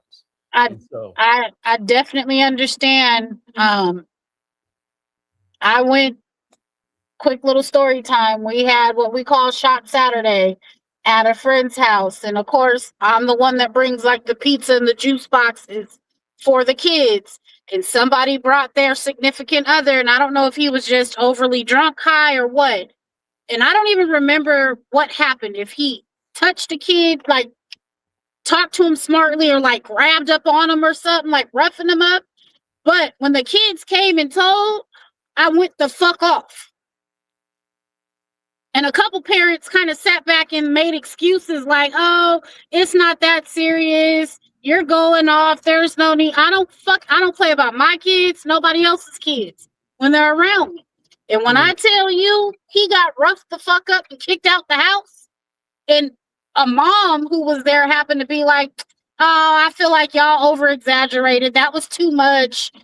I don't see why y'all would put him out. It wasn't that bad." Like making excuses. Nah, we don't play when it comes to these kids. Right. And the fact that you don't think it's a problem, maybe you need to go too. Yeah. I don't know. Some folks just do too fucking much and they think it's okay. They think it's okay. I don't know. That whole situation, that whole interview just didn't sit right with me. And if you can poke some holes in the whole storyline, what was told, there's some holes that can be poked in what was told. And for those that, get upset and get offended that we don't always believe victims, or I'm not saying it didn't happen. I'm saying the way it was presented, it leaves a shit ton of room for question. And Right. if it did actually happen and your parents didn't do shit about it, that is a fucking problem. Oh yeah, it's bad either way. And that's one of Horrible. the situations. It's bad either way. And again, I stand on the like I said, maybe I'm not the appropriate advocate, but I stand on the fact that, when push comes down to shove, there has to be a level of not gatekeeping to keep people out, but we have to make sure that when we level these accusations, that they are real. We ask questions. We try to get as much information as possible, because again, the damage that is done by false accusations, we can't sit here and pretend like, okay, yeah, if it's proven it's not true, oh well, it doesn't matter, because I am telling you 1000% that they will never talk. Like 10,000 people could come forward, all of them telling the truth. When they want to try to hide, conceal, cover up, or not prosecute a case, the one case that they're always going to talk to or refer to, remember that one lady got on the TV and she lied and ruined that man's whole ass life? That's going to be the case they talk about. Not the 10,000 other true cases in instances where it happened. So the damage that is being done by people who are dishonest in this situation, or trying to take some of that shine from people, from the like, oh, okay, I see that this is a popular subject, people are talking about it, people are sympathetic to victims, I want to get some of that shine, so I'm gonna say I was a victim too, and I'm gonna be popular and people are gonna be clicking on my shit. That does way more damage. That does way more damage. And again, I say the ripple effect isn't just the fact that the victims might not be believed, but the ripple effect is you will have people who are perpetrating this crime who will not be prosecuted. And if these people are not prosecuted because these victims aren't believed, then what's happening is you're increasing the potential for additional victims and for people to get victimized as well. So this is bigger than just, do I believe her or not believe her? And will this affect this one individual? Because there's potentially a multitude of potential victims who could be affected by this if it's found out that it's something like this is not true. Yeah, I agree. But I gotta get off. I'm getting a call coming in. All I'll right. see you Saturday morning. Yes, you will. Yes, you will. All right. All right. Thanks for calling, Have Carmen a good Cutie. evening. You too. You All too. right. All right. All right. We had a Megatron left a little note, said this interview felt scripted. It got straight through the OG3 and Cody under the train. Robin keeping her kids away makes sense now. I think M probably silenced Mykelti. Yeah, you know what? And that's the jacked up part about it, is that if this does prove to be legitimate or true, yeah, no, I wouldn't want somebody watching my kids either. If you are covering up for this type of activity, I don't want you watching my kids either. Helton and all. Hell to the no. So I don't know. Like this is just I don't know. And then part of me is like, like I said, keeping that possibility in there. Maybe this is Mykelti's way of blowing the show up. Like, oh, y'all ain't gonna have me on the show? Okay, then watch this. I'm just saying, guys. We've been on. It's been 3 hours, and I don't want to drag folks out too long. Try to make this watchable for other people, but yeah, look, I want to just go and say this. Let's put some hearts in the chat for anybody who's survived these types of situations and had to deal with this, whether it's personally, family, friends, whatever the case may be. Our heart goes out to you because this is a difficult thing, and I really want people to understand this. Like when you are dealing with this type of trauma, this isn't just a matter of getting over one incident or several incidences where this has happened.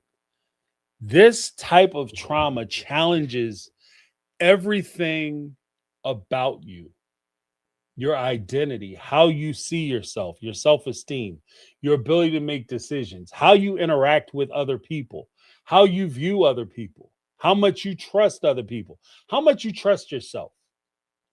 So this is why I am so animated about this, because this, this is, I said it before, this shit is not a game. This is not just a passing trend. This is a real trauma that affects real people. And the craziest part about this whole thing, and I mean this, I really want people to really understand this. There are more people than you can imagine who are dealing with this, in a lot of cases, in silence. The underreporting and unreported instances of this type of activity is staggering. It would send you to a place where you would live by yourself on a deserted island in a cave if you actually sat down and crunched the numbers on how many instances of this have going on and just weren't told to police or authorities or parents or whoever because of shame or fear of retribution or fear that people may see them different or how they'll be viewed or to be teased or whatever reason. It would send you insane, right? How many vulnerable people are targeted each year? And again, this is not something that should never ever be taken lightly. This is not a passing thing where you just kind of throw it out there and you just walk away from it. This is something that I think, and this is where I kind of wanted to get into, like the whole idea of even as a public personality, when you reveal this, how does your responsibility, how deep does your responsibility go? I get you're responsible for yourself and you have to take care of yourself, but when you are a public figure, you bear and shoulder some responsibility beyond just yourself. And I think that that's part of the challenge here. So again, this is a catch-22, because on one end, you hope and pray that Mykelti's not lying or would lie about something like this, or be deceptive about something like this. Then at the same time, you also recognize that if she's not lying, she's telling the truth and something severely traumatic has happened to her. So there's no good answer in this. Only real, like I said, only real way out would be if she came out in short form, in short order, and said, guys, I misspoke. I was wrong.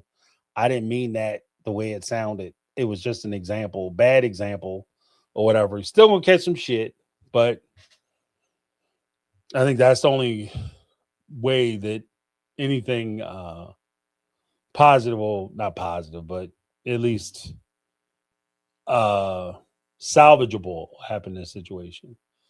But let me give a shout out to the folks with hearts in the chat.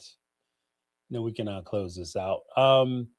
Put some hearts in the chat for any individual who needs support right now. Maybe they don't want to, again, maybe they're going through some things and don't necessarily want to share, which is fine. But let's get some hearts in the chat for TLC's Kitty, Negla 3, Brittany Not Brittany, Jody Periscala, Carmel Cuties, Megatron, Miss Betty, Kathy Ferran, Kathy in the house, Allison Gaines, Marlo Peterson, Antine, Ty, Lit Mom, and of course Susie Q. Hopefully we got some good news for Susie Q coming up soon. But yeah, and I also want to include as Carmel Cutie said, make sure you're checking on your strong friends to make sure that they're okay. Some people who we kind of overlook because they always seem to have the answers for us, and we sometimes don't maintenance their needs because they always seem like they got it all together. But they have trouble too because you know what? They're living life as well. And I also want to put some hearts in the chat for our military folks. You know, it's a trying time because in a time of uncertainty, because they're not quite sure what they're doing or how they're doing it. So I want to make sure that they are represented, as well as not just the people who are making the sacrifices, but recognizing that their friends, family, and community are also making those sacrifices by not having them around, their absence or the unsurety of what is going on, because you're not sure if they're going to get the paperwork to ship out or what's happening. Because even if, like, I know somebody's going to say, but they're talking like peace negotiations. Even if that's the case, as with many military actions, there's always like the follow up and the maintenance of said action. So people still may get called up just because things may end tomorrow. There's still a possibility that they may still get called up and sent over. So just keep them in mind as well.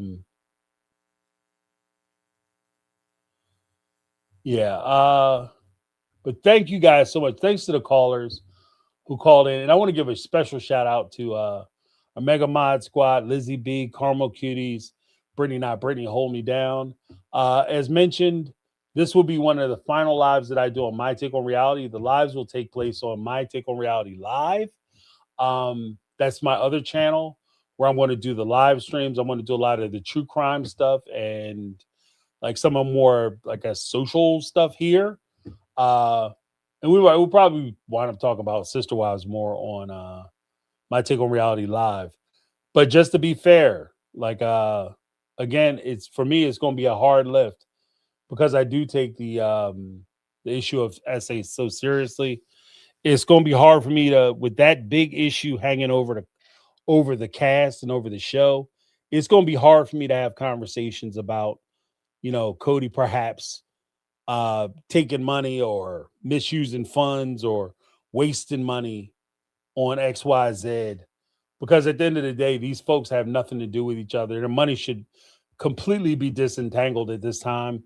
So it doesn't matter if Cody blows through all his money with him and Robin and they go from living in a $2.1 million house to a damn freezer box. What do I care? Especially in light of these very serious accusations. All right. So, but that's, you know, I guess we'll talk about it soon. But I do have a live. I do want to do the live that I had posted before, which is going to talk about the whole issue with like what we expect from young men coming up in our systems, and you know what the expectation is. How do we develop these guys? What responsibilities do they have? Et cetera, et cetera. I did want to have that conversation. So look forward to that. I will be dropping that on the My Take on Reality Live. I think I'll do that on maybe I'll do it on Sunday. Make sure you hit the My Take on Reality Live. Ring the bell for notifications so that way you don't miss anything. All right. Thank you guys so much for hanging in. I appreciate everybody being respectful because, again, this is a very difficult conversation. And a lot of trigger warnings, a lot of things that people have to be concerned about. you know, it's, I think that we were able to talk about this with class and respect, and we didn't attack anybody. I feel like we're trying to be fair to all parties involved. We're just merely expressing our opinions, and I think that that's what these types of subjects need. We can't coddle these subjects either and hide them back and pretend like we can't ever talk about them, because if we do that, we're actually doing a disservice. But we had a message from Lizzie B. We appreciate our military first responders, the people that check in on us. James, thanks for having this channel to share your ideas and listen to us. Well, thank you so much, Lizzie B. Let me give you a little something, something. Lizzie B in the house. Well, what? Holla at your boy.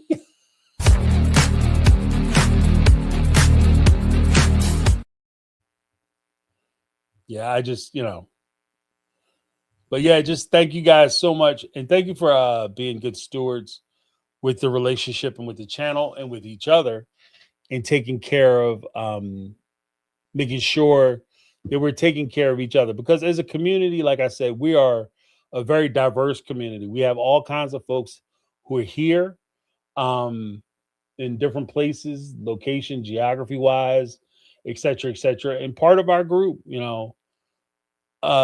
sad to say, are people who have survived these types of situations. And so I appreciate folks being mindful in how we talk about it, and sensitive to the fact that we have to respect each other, and we're not just coming up trying to burn it all down. I appreciate that. Kathy, Papa Smurf. But yeah, thank you guys so much. I appreciate you. We will be back. We will be talking about some additional things. Stay tuned. I still have my Carmelo Anthony video that I owe you guys, talking about the verdict, on why I think it went the way it did, which I think will be very illuminating for a lot of folks. It has, in my opinion, it's not as centered on race as everybody's trying to make it out to be. I think there are legitimate legal reasons as to why the verdict was the verdict, and I will present those. All right. Hopefully you're looking forward to that. That will be on My Take on Reality channel. Just make sure you hit the bells for notifications, and that will be a prepared video. It'll probably be about 15 minutes long. All right. Thank you guys so much. That's my take. I'm James, and this has been My Take on Reality, and I'm out.